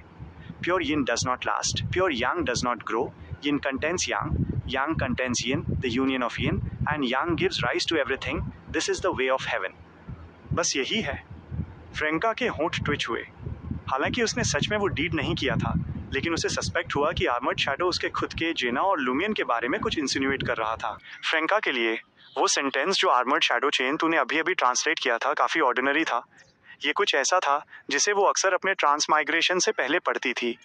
वो समझ नहीं पा रही थी कि मेजर अरकाना कार्ड होल्डर्स ने ऐसा क्यों सोचा कि ये वर्ड्स करप्शन ला सकते हैं। क्या ये खुद वो वर्ड्स हो सकते हैं? ठीक उसी वर्ड आई की तरह जिसके इंटिस और एंशिएंट हर्मिस में पूरी तरह से डिफरेंट मीनिंग्स हो सकते हैं। हालांकि क्या वहाँ एक ऐसा फ्रेज नहीं है जो थोड़ा अलग लगता है? यिन और यांग मिलकर सभी चीज़ों को क्रिएट करते हैं। क्या ये यिन और यांग मिलकर सभी चीज़ों को प्रोड्यूस करते हैं नहीं होना चाहिए था? फ्रेंका अपने ट्रांसमाइग्रेशन से पहले एक एविड इंटरनेट यूज़र रही थी और उसके हॉबीज़ में से एक नॉवेल्स पढ़ना और एनीमे देखना था। उसने केवल यिन और यांग मिलकर सभी चीज़ों को प्रोड्यूस करते हैं देखा था, और कभी यिन और यांग मिलकर सभी चीज़ों को क्रिएट करते हैं नहीं सुना था। बेशक ध्यान से सोचने के बाद उसे ये अंडरस्टैंडेबल लगा। यिन और यांग मिलकर सभी चीज़ों को नर्चर करते हैं, सभी चीज़ें ग्रो करती हैं और मैटर फॉर्म करने के लिए एक साथ वीव होती हैं। उस केस में लॉजिक साउंड रहता है, बस ब्रिज के रूप में सभी चीज़ों को ओमिट कर दिया गया है। जब फ्रेंका अपने थॉट से डिस्ट्रैक्टेड थी, वो आर्मर्ड शैडो द्वारा ट्रांसलेट किए गए बाकी सेंटेंसेस को सीरियसली सुनती रही। उसने कोरस्पॉन्डिंग कंटेंट को राइट डाउन नहीं किया। डिविनेशन में प्रोफिशिएंट एक डेमनेस के रूप में वो बाद में अपने ड्रीम्स में फुल कंटेंट को इजीली रिकॉल कर सकती थी। इसके बाद के सेंटेंसेस पहले वाले के सिमिलर थे, जो पूरी तरह से यिन और यांग के opposition, contradiction, conflict, reflection, harmonisation और यूनिटी के बारे में थे। वे सभी ब्रॉड प्रिंसिपल्स थे जिनमें इन डेप्थ एक्सप्लेनेशंस या प्रैक्टिकल डिटेल्स नहीं थे, जिससे फ्रेंका को यॉर्निंग फील होने लगी। एकमात्र चीज जो उसे पॉन्डर करने के लायक लगी वो डॉक्यूमेंट का लास्ट हाफ सेंटेंस था, हेवन के रास्ते को अप्रोच करना। इस फ्रेज की अपनी अंडरस्टैंडिंग से फ्रेंका ने नेचुरली इसे उस नॉलेज से लिंक किया कि बून रेसिपिएंट को धीरे धीरे गिवर के करीब लाते हैं, और जिस तरह से अंडरवर्ल्ड डाविस्ट ने अमांडिना को पावर ग्रांट की थी वो इंडीड एक बून के थ्रू था। हेवन के रास्ते को अप्रोच करना। क्या ये डॉक्यूमेंट एक्चुअली इस बारे में है कि माइंड और बॉडी को हार्मोनियसली कैसे यूज किया जाए, यिन और यांग को बैलेंस करके सो कॉल्ड हेवन के रास्ते के साथ सिंक्रोनाइज कैसे किया जाए जिससे पावर गेन हो सके? क्या ये बून सीख करने का एक तरीका है? फ्रेंका ने देखा कि आर्मर्ड शैडो चेन तूने ट्रांसलेट करना फिनिश कर दिया था और डॉक्यूमेंट्स को वापस फ्लोट होने दिया। उसने जल्दी से अपने थॉट्स गैदर किए और अपने क्वेश्चंस पूछने के लिए प्रिपेयर हुई। डॉक्यूमेंट्स को कैच करने के बाद उसने तुरंत अपनी ट्रू नेटिव लैंग्वेज में पूछा। पहला क्वेश्चन, क्या आपने किसी ऐसे पर्सन के बारे में सुना है जो आपकी और अंडरवर्ल्ड डाविस्ट की वर्ल्ड से किसी दूसरी वर्ल्ड में ट्रैवल कर रहा हो?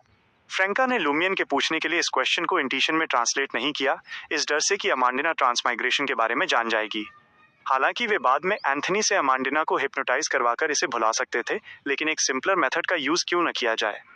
आर्मर्ड शैडो चेन तूने अपनी गेज फ्रेंका की तरफ टर्न की जो एक सिमिलर लैंग्वेज बोल रही थी। कुछ सेकंड के बाद उसने वापस लूमियन की तरफ देखा, ये थॉट कन्वे करते हुए कि क्या मुझे आंसर देना चाहिए। करंट रिचुअल के होस्ट के रूप में लूमियन को अप्रूव करना था, वरना आर्मर्ड शैडो और फ्रेंका कम्युनिकेट नहीं कर पाते। Otherwise armoured shadow unless force का यूज किए बिना ऑल्टर पर रखा गोल्ड नहीं ले सकता था, भले ही वो एग्रीमेंट फुलफिल न करे। लूमियन ने सिर हिलाया। ये पहला क्वेश्चन है। आर्मर्ड शैडो ने एक डीप हॉर्स वॉइस में रिप्लाई किया, अननोन। उसने अभी भी फ्रेंका की मदर टंग के क्लोज लैंग्वेज का यूज किया था। अमांडिना इंक्रीजिंगली कंफ्यूज्ड हो गई। वह कुछ भी समझ नहीं पा रही थी। पूरी प्रोसेस के दौरान वो केवल लुमियन का पार्ट ही समझ सकती थी।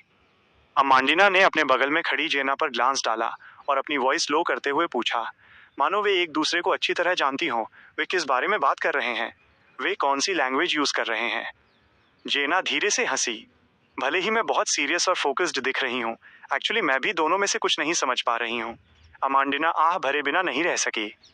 मैं तुम्हें सीक्रेटली बताती हूँ, लुमियन भी नहीं समझता। जेना मुस्कुराई लुमियन पर ग्लांस डालते हुए जो आर्मर्ड शैडो को क्लोजली वॉच कर रहा था और अमांडिना से विस्पर किया। अमांडिना ने जेना की तरफ देखा, फिर लुमियन की तरफ और अभी के उस सेंटेंस के एक्सप्रेशन, टोन और वर्डिंग को रिकॉल किया, अपने माइंड में एक साइलेंट वाव देते हुए। कुछ चीजें अनइंटेंशनली रिवील हो जाती हैं। उसने क्यूरियसली पूछा, तुम फ्रेंका से वो लैंग्वेज सीख क्यों नहीं लेती? हमने पिछले 2 दिनों में ही स्टार्ट किया है, ये टफ है। जेना ने अनकॉन्शियसली भौहें सिकोड़ी। ये सच में टफ है। इस समय आर्मर्ड शैडो का आंसर सुनकर फ्रेंका डिसअपॉइंटेड फील किए बिना नहीं रह सकी, लेकिन उसने अपना नॉर्मल डिमीनर बनाए रखा और अपनी नेटिव लैंग्वेज में पूछा, सेकंड क्वेश्चन, क्या आप एक इल्यूजन या सिमिलर मेथड का यूज करके उस कॉप्स को शो कर सकते हैं जो पेंगलाई से फ्लोट होकर पहले रिवर में आई थी?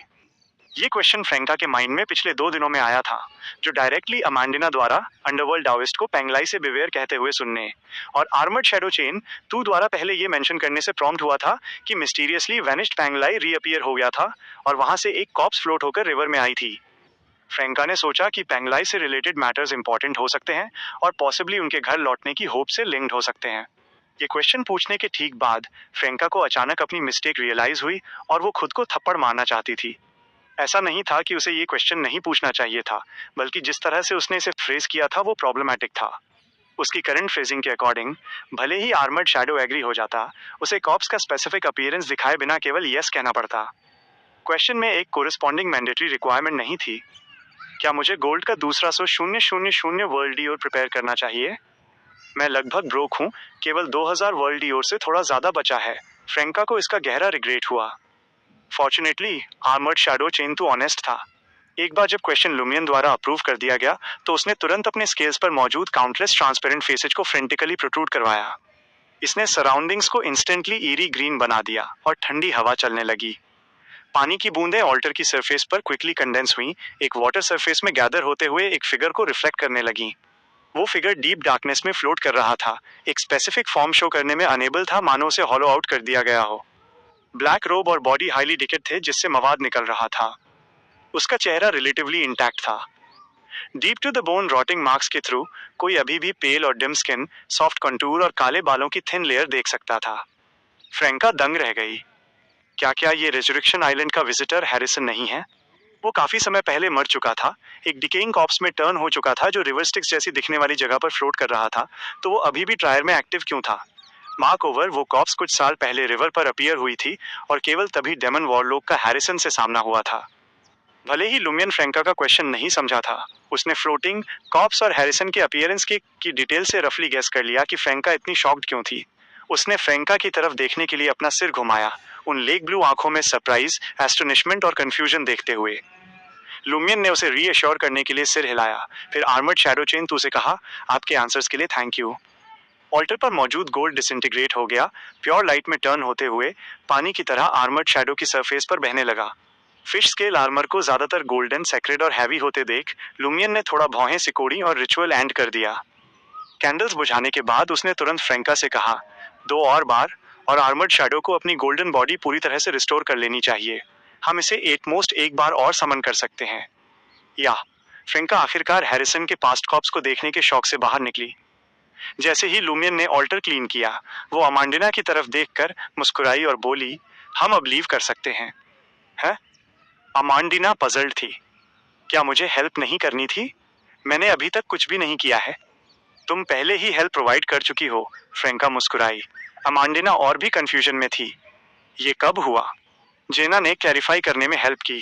क्या तुम्हें ये फील नहीं हुआ कि जो लैंग्वेज फ्रेंका और आर्मर्ड शैडो बोल रहे थे वो उस लैंग्वेज के सिमिलर थी जो उस फिगर ने तुम्हारे कान में चिस्पिस की थी?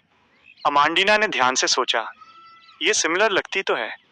ऑल्टर को टाइडी करने के बाद लुमियन वापस आया और कैजुअली बोला, अभी जो शैडो था वो लाइकली तुम्हारे टीचर उस फिगर द्वारा सील किया गया था। तुम्हारा यहाँ होना उसे मिसलीड कर सकता था, जिससे उसे लगा कि ये उस फिगर के एटीट्यूड को रिप्रेजेंट करता है, जिससे हमारी कम्युनिकेशन की डिफिकल्टी कम हो गई और उसके अटैक को प्रिवेंट किया जा सका। यही तुम्हारी हेल्प है, बस खड़े रहना और ऑब्जर्व करना।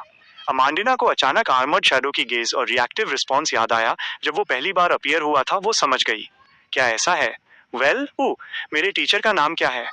हालांकि हम सब जानते हैं कि ये क्वेश्चन नॉर्मल है, ये अभी भी वियर्ड साउंड करता है। कौन अपने टीचर का नाम नहीं जानता और किसी और से पूछने की जरूरत पड़ती है? जेना मन ही मन बड़बड़ाई। फ्रेंका ने इंटिशन में एक स्माइल के साथ आंसर दिया, अंडरवर्ल्ड डाओइस्ट। ऑल्सो तुम्हें उन्हें मास्टर कहना चाहिए, टीचर नहीं। अंडरवर्ल्ड डाओइस्ट। अमांडिना ने इंटिशन में डिस्क्राइब टाइटल को सॉफ्टली रिपीट किया। कुछ सेकंड बाद उसने कॉन्टेंटेडली पूछा, मास्टर और टीचर के बीच क्या डिफरेंस है? एक मास्टर में एक पैटर्नलिस्टिक मीनिंग शामिल होता है, फ्रेंका ने कुछ एफर्ट के साथ एक्सप्लेन किया। अमांडिना ने आगे नहीं पूछा। उसकी आंखें चमक रही थी जब उसने कहा, मैं फ्यूचर में फिर से हेल्प प्रोवाइड कर सकती हूँ। क्या आप एवरनाइट पाथवे के mid to low sequence portion formula और बियॉन्डर कैरेक्टरिस्टिक्स कलेक्ट करने में मेरी हेल्प कर सकते हैं? No problem. फ्रेंका ने अमांडिना को ये नहीं बताया कि वे जल्द ही अवेलेबल हो जाएंगे। लुमियन मुस्कुराया और बोला, मैंने सोचा था कि तुम समैरिटन विमेंस स्प्रिंग पर दोबारा विजिट करने के लिए कहोगी। अमांडिना थोड़ा रिलक्टेंटली मुस्कुराई। मैं कुछ समय और अडॉप्ट करूंगी और तब जाऊंगी जब मेरा खुद का सीक्वेंस मेरे बून लेवल से मैच करेगा। बोलने के बाद वो सॉफ्टली बड़बड़ाई, मैं एक सफेद दाढ़ी वाले बूढ़े आदमी में टर्न नहीं होना चाहती। Dot dot dot. अमांडिना को भेजने के बाद लुमियन, जेना और एंथनी नॉर्वे ओरोसाई के अपार्टमेंट 702 के लिविंग रूम में बैठे थे। फ्रेंका को आर्मर्ड शैडो द्वारा ट्रांसलेट किए गए सेंटेंसेस को रिकाउंट करते हुए सुन रहे थे। उनका क्या मीनिंग है? जेना को ऐसा लगा जैसे वो कुछ हद तक समझ गई हो, लेकिन बिल्कुल भी नहीं समझी हो। फ्रेंका को अपने वर्ड्स में ट्रांसलेट करना पड़ा कि प्योर यिन लंबे समय तक लास्ट नहीं करता, प्योर यांग ग्रो नहीं करता। का क्या मीनिंग था? जैसे ही जेना ने सुना, वो ग्रेजुअली नहीं जान पाई कि अपनी बॉडी को कैसे पोजीशन करे और उसने अपनी गेज को मूव करने से अवॉइड किया। लूमियन ने पानी की एक टैक्टिकल सिप ली और एंथनी का एक्सप्रेशन अनचेंज्ड रहा। मुझे लगता है कि ये सेंटेंसेस बहुत ऑर्डिनरी हैं, इतने हाई रिगार्ड के लायक नहीं हैं, फ्रेंका ने कंक्लूड किया। लूमियन ने कुछ सेकंड के लिए पॉन्डर किया और धीरे से बोला, नो, वे बहुत इंपॉर्टेंट हो सकते हैं। फ्रेंका ने लूमियन की तरफ देखा, एक्सपेक्टेंटली पूछते हुए, तुम्हारा क्या मतलब है? लूमियन ने अब पूरी तरह कंफर्टेबल होकर एंथनी और जेना पर एक ग्लांस डाला और फिर अपना फोकस वापस फ्रेंका के रिक्लाइनर पर कर लिया। हम सभी जानते हैं कि इस वर्ल्ड में कई एडजेसेंट पाथवेज को ऑक्यूपाई करने वाली ग्रेट एग्जिस्टेंसेस हैं, जैसे मिस्टर फूल और द सेलेस्टियल वर्दी, जो अप्रेंटिस, सीयर और मरॉडर पाथवेज के टॉप पर हैं। फिर द ग्रेट मदर हैं, जो मून, अर्थ और विलन पाथवेज के टॉप पर हैं। तो अगर फ्रेज हेवन के रास्ते को अप्रोच करना का सच में ये मीनिंग है कि खुद को एडजस्ट करके बून देने वाले के करीब लाया जाए और एक्टिवली बून सीख किए जाएं, तो इस कॉन्टेक्स्ट में वे ऑफ हेवन क्या रिप्रेजेंट करता है? किस पाथवेज का टॉप? फ्रेंका ने रिप्लाई देने से पहले एक पल के लिए पॉन्डर किया। हमारी करंट अंडरस्टैंडिंग के अकॉर्डिंग जो 22 पाथवेज हैं, उनमें हंटर पाथवे निश्चित रूप से यांग को रिप्रेजेंट करता है, जबकि डेमनेस पाथवे यिन को रिप्रेजेंट कर सकता है। यह अर्थ या मून पाथवे भी हो सकता है। यांग के सिंबल को कंसीडर करते हुए यहाँ यिन का मतलब लाइकली डेमनेस पाथवे से है। फ्रेंका केवल इतना जानती थी कि हंटर पाथवे एक वुमन को मैन में ट्रांसफॉर्म कर सकता है। वो अनश्योर थी कि क्या अर्थ या मून पाथवेज एक मैन को वुमन में टर्न कर सकते हैं, उन्हें नर्चरिंग, रिप्रोडक्शन और ग्रोथ के साथ उनके एसोसिएशन के बेसिस पर यिन के रूप में क्लासिफाई करते हुए। तो इन सेंटेंसेस में वे ऑफ हेवन का मतलब हंटर और डेमनेस पाथवेज के टॉप से है। जेना ने लूमियन और फ्रेंका के ट्रेन ऑफ थॉट को फॉलो करते हुए पूछा। प्रोबेबली। फ्रेंका ने एम्फैटिकली सिर हिलाया। मिस्टर स्टार के डॉक्यूमेंट का नॉलेज शायद ये एक्सप्लेन कर सके कि यिन और यांग के कॉन्ट्रडिक्शन, अपोजिशन, ट्रांसफॉर्मेशन और यूनिटी को करेक्टली कैसे समझा जाए। फिर किसी के बिहेवियर और नेसेसरी एक्सटर्नल हेल्प के थ्रू यिन और यांग को ग्रेटेस्ट एक्सटेंट तक हार्मोनाइज किया जाए, ताकि कोरिस्पॉन्डिंग वे ऑफ हेवन को अप्रोच किया जा सके, यानी डेमनेस और हंटर पाथवेज के टॉप पर मौजूद ग्रेट एग्जिस्टेंसेस और बून ऑब्टेन किए जा सकें। लुमियन धीरे से हंसा। एनालिसिस में इस पॉइंट पर पहुंचने के बाद माइंड में क्या आता है? जेना एक मोमेंट के लिए दंग रह गई और ब्लर्ट आउट किया, ब्लड एम्परर और प्रिमोडियल डेमनेस का ज्वाइन होना। मेरे थॉट्स के साथ बमुश्किल कीप अप कर रही हो, लुमियन ने आधा प्रेज और आधा मॉक करते हुए कहा।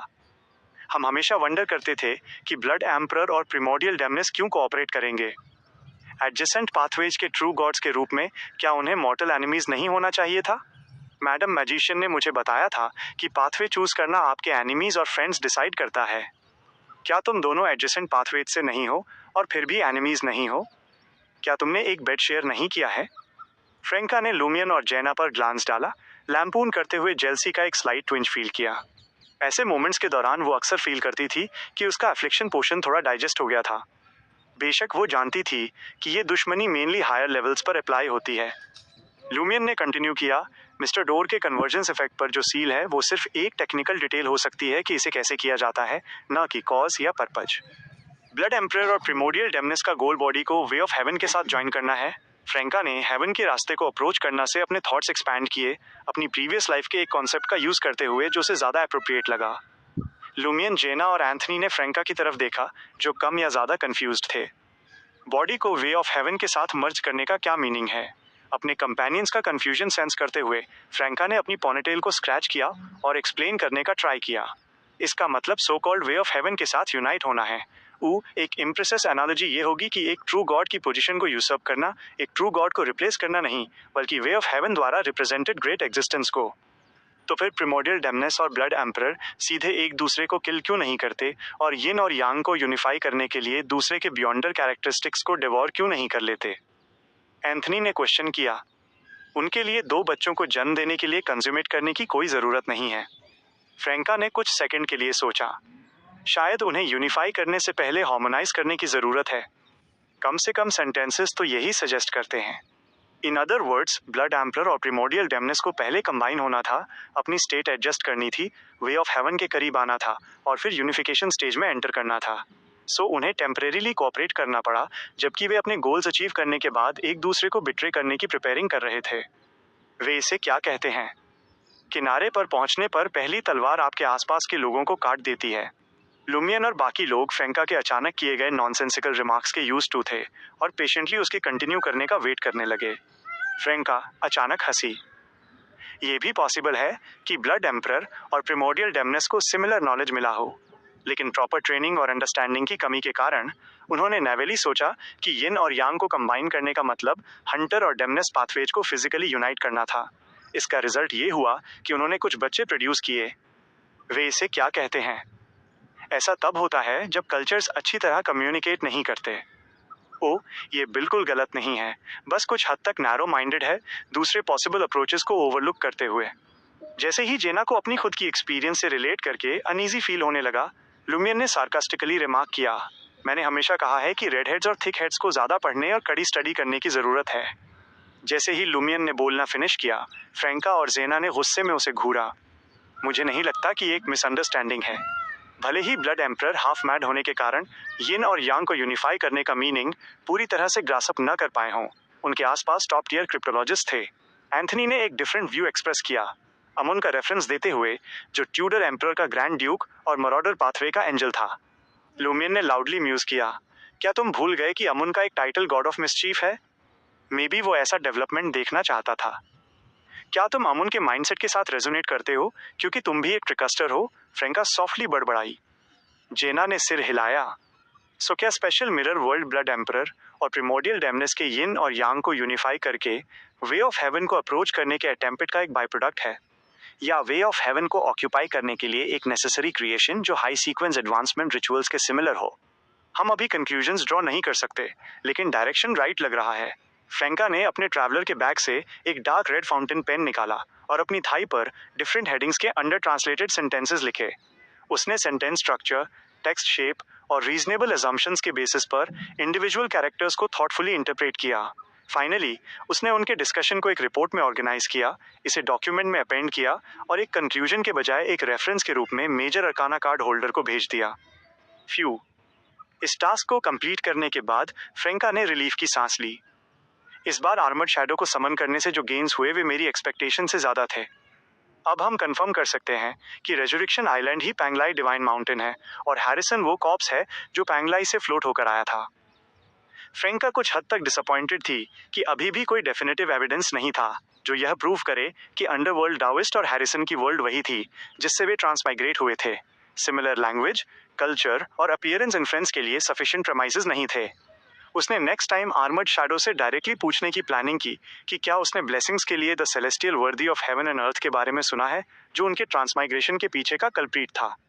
एंथनी, जो आर्मर्ड शैडो, पेंगलाई और सो कॉल्ड रिवर के बारे में बहुत कम जानता था, कंफ्यूज्ड था, लेकिन रेजुरेक्शन आइलैंड और हैरिसन के इंपॉर्टेंस को समझता था, जिसमें मेजर अरकाना कार्ड होल्डर्स भी इंटरेस्टेड थे।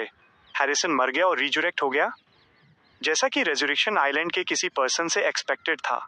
रेजुरेक्शन आइलैंड अंडरवर्ल्ड डाओइस्ट की वर्ल्ड से क्यों डिसअपियर हो गया? डेमन वॉरलॉक से हैरिसन के वर्ड्स के बेसिस पर रेजुरेक्शन आइलैंड के लोग लंबे समय से हमारी वर्ल्ड में एक्टिव रहे हैं। क्या रेजुरेक्शन आइलैंड अपनी ओरिजिनल वर्ल्ड से डिसअपियर हो गया क्योंकि ये यहाँ ट्रांसमाइग्रेट हो गया था? क्या ये अब अपनी ओरिजिनल वर्ल्ड के साथ कम्युनिकेट कर सकता है? जेना आखिरकार सेकंड क्वेश्चन पूछने के बाद कोरेस्पॉन्डिंग इल्यूजन देखने पर फ्रेंका के शॉक को समझ गई थी। वो अचानक फ्रीज हो गई। उसे लगा कि उसे इस डायरेक्शन में एनालाइज नहीं करना चाहिए। फ्रेंका की आंखें चमक उठी। ये पॉसिबल है? वो फिर आर्मचेयर से उठी, आगे पीछे टहलने लगी और गुस्से में बोली, डैम, हमने इस बार हैरिसन को बाहर क्यों नहीं ल्योर किया? हालांकि उसे रियलाइज हुआ कि रेजुरेक्शन आइलैंड का विजिटर एक्सपेक्टेशन से ज्यादा डेंजरस हो सकता है, लेकिन इस बार समारिटन विमेन स्प्रिंग पर उनकी विजिट की ओवरसीइंग के लिए उनके पास मैडम मैजिशियन थी। हमारा मेन टास्क अब हैरिसन या मिरर पर्सन पेलिया को ढूंढना है। लूमियन खड़ा हुआ और एक टीम लीडर के डिमीनर के साथ बोला। मिरर पर्सन पेलिया मिनरलॉजिस्ट जैस्मीन थी। इससे पहले कि फ्रेंका और बाकी लोग रिस्पॉन्ड कर पाते, उसने ऐड किया, मुझे आयरन ब्लडेड नाइट के लिए सप्लीमेंट्री इंग्रेडिएंट्स कलेक्ट करना भी स्टार्ट करना होगा। हम डेमनेस ऑफ डेस्पेयर के लिए भी इंग्रेडिएंट्स कलेक्ट कर सकते हैं। अभी के लिए ट्रैक करने के लिए कोई क्लियर लीड्स ना होने के कारण हमारे पास काफ़ी फ्री टाइम है। फ्रेंका एग्री हुई। एंथनी ने कहा, मैं इस टास्क पर अपना बेस्ट दूंगा, लेकिन मेरे पास एक दूसरा टास्क भी है, साइकोलॉजी अल्केमिस्ट्स को ज्वाइन करना। फ्रेंका ने क्यूरियसली पूछा। वो एक लॉन्ग टर्म टास्क है, एंथनी ने ब्रीफली एक्सप्लेन किया। मैडम हर्मिट का minor arcana card the knight of swords Trier में है और उसे स्पेक्टेटर पाथवे के एक बियॉन्डर से हेल्प चाहिए। मैडम जस्टिस ने मेरा रिकमेंडेशन किया था। किस तरह की हेल्प? लुमियन ने पूछा। एंथनी ने अपना सिर हिलाया। हम अभी तक नहीं मिले हैं। लुमियन ने सिर हिलाया। अगर ज़रूरत हो तो हेल्प मांगने के लिए फ्री फील करना। ... सदर्न कॉन्टिनेंट के एक वुडन हाउस में द स्टार अपनी चेयर पर पीछे झुक गए, टेबल पर रखे पेपर और पेन को ब्लैंकली घूरने लगे। अचानक उनके सामने एक ब्रिलियंट स्टारी लाइट अपीयर हुई, जिससे एक डैजलिंग डोर फॉर्म होने लगा। दरवाजा खुला और मैडम मैजिशियन बाहर कदम बढ़ाई। उनके हाथ में फ्रेंका का एक लेटर था। जो ट्रांसलेशन तुमने मांगी थी वो आ गई है। मैडम मैजिशियन ने द स्टार के सामने टेबल पर पेपर्स का ढेर फेंक दिया, फिर एक चेयर खींची और बैठ गईं। मिस्टर स्टार ने अपना पोस्चर नहीं बदला, केवल अपना हाथ आगे बढ़ा दिया। एक इनविजिबल फोर्स द्वारा पकड़े गए पेपर्स का ढेर ऊपर फ्लोट हुआ और द स्टार के हाथ में आ गिरा। द स्टार फोकस्ड आंखों से पेजेस को पढ़ने लगे। पेजेस पलटने की सॉफ्ट आवाज शांत रूम में गूंजने लगी। कुछ देर बाद उन्होंने डेस्क के उस पार द मैजिशियन की तरफ देखा। उनकी स्पेकुलेशन के बारे में तुम्हारा क्या सोचना है? मैडम मैजिशियन ने एक स्माइल के साथ रिप्लाई किया, एक राइटर के पर्सपेक्टिव से इससे बेहतर स्पेकुलेशन कोई नहीं हो सकती। बेशक, मैं एक्चुअली बिलीव करती हूँ कि ये लाइकली ट्रू है। आपके बारे में क्या ख्याल है, मिस्टर पालिस? मिस्टर स्टार की आंखें डार्क हो गईं और उनके मुंह से एक एज्ड वॉइस इमर्ज हुई। उस समय हमें केवल ये सेंस हुआ था कि अलिस्टा ट्यूटर ट्रायल में कुछ बहुत डेंजरस कर रहा था, लेकिन हमें स्पेसिफिक्स नहीं पता थे। अगर ये ट्रू है तो एक क्वेश्चन बचता है, अलिस्टा ट्यूटर ने इन एक्शंस को अंडरटेक करने का नॉलेज कहाँ से एक्वायर किया? द मैजिशियन ने लंबे समय से इस क्वेश्चन पर कंसीडर किया था। एक पॉसिबिलिटी ये है कि रेड प्रीस्ट की यूनिकनेस, जो पहले से ही कुछ टेंटेड थी, अलिस्टा ट्यूटर के एक नॉन एडजेसेंट पाथवे पर फोर्सफुली स्विच करने और मैडनेस की कॉस्ट पर असेंड करने के साथ कंबाइन होकर जब वो गॉड बना तो उसने वहाँ की सिचुएशन को सेंस कर लिया, जिसका रिजल्ट एक वंडरस रेजोनेंस और रिलेवेंट नॉलेज के एक्विजिशन के रूप में हुआ। दूसरी पॉसिबिलिटी ये है कि ये उसे किसी मेथड के थ्रू यू नो हु द्वारा दिया गया था। इस पॉइंट पर द मैजिशियन ने अपनी स्पिरिचुअल इंट्यूशन को फॉलो करते हुए पूछा, क्या आप ये कह रहे हैं कि इस मैटर में उस इंडिविजुअल के इंक्लिंग्स हैं? द स्टार से एक बार फिर एज्ड वॉइस ने रिस्पॉन्ड किया, क्या उसने हमेशा हिस्ट्री में इंटरफेयर नहीं किया है, इसे अपनी एनविजन डायरेक्शन की तरफ स्टीयर करते हुए? बेशक, ये प्रीडेस्टिन्ड हिस्ट्री नहीं बल्कि उसका एक एक्सपेरिमेंट हो सकता है। मैं कभी पूरी तरह से नहीं समझ पाया कि वो अलिस्टा ट्यूटर को फोर्सफुली रेड प्रीस्ट पर एसेंड करने में क्यों हेल्प करेगा, उसे immediate loss of control prevent करने के लिए स्टेबलाइज करते हुए। अब मेरे पास कुछ आइडिया है। उस समय वो केवल किंग ऑफ एंजल्स था, जिससे ट्रू गॉड्स इन्वॉल्विंग इवेंट्स को इन्फ्लुएंस और अरेंज करना मुश्किल था। लेकिन क्या होगा अगर ट्रू गॉड पहले से ही एक पुअर स्टेट में हो, ज़्यादातर समय इंस्टिंक्ट पर एक्ट कर रहा हो? ये बहुत ईजियर होगा। मैड ब्लड एम्परर अलिस्टा ट्यूटर के पार्टिसिपेशन के साथ प्रिमोडियल डेमनेस सच में इस मैटर में ड्रॉन हो सकती थी। एंड में उसने लाइकली अपनी हाइपोथेसिस कंफर्म की, वैल्यूएबल एक्सपीरियंस गेन किया। हालांकि इसके कारण वॉर ऑफ द फोर एम्पर्स का अनएक्सपेक्टेड इरप्शन हुआ। द स्टार की वॉइस अचानक अपनी यूजुअल स्लाइटली मैग्नेटिक टोन में रिवर्ट हो गई। अलिस्टर ट्यूटर के रेड प्रीस्ट पर असेंशन से लेकर वॉर ऑफ द फोर एम्पर्स के आउटब्रेक तक कितने साल बीत गए? उन्होंने तुरंत एक एज्ड वॉइस के साथ अपने ही क्वेश्चन का आंसर दिया। 537 ईयर्स। कुछ चीजों को वेरीफाई करने के लिए एनफ है, द स्टार ने एक मैग्नेटिक टोन के साथ रिमार्क किया। द मैजिशियन ने थोड़ा सिर हिलाया और कहा, अगर ये ट्रुथ है तो वो स्पेशल मिरर वर्ल्ड में लेटेंट इश्यूज से बहुत अवेयर होगा। हाँ, अगर मिस्टर फूल अभी अवेक होते तो वो निश्चित रूप से 4 second land of the gods में जाते, उन्हें कॉलर से पकड़ते और ये जानने की डिमांड करते कि स्पेशल मिरर वर्ल्ड की डेप्थ्स में क्या हिडन है। द स्टार ने सबकॉन्शियसली आह भरी।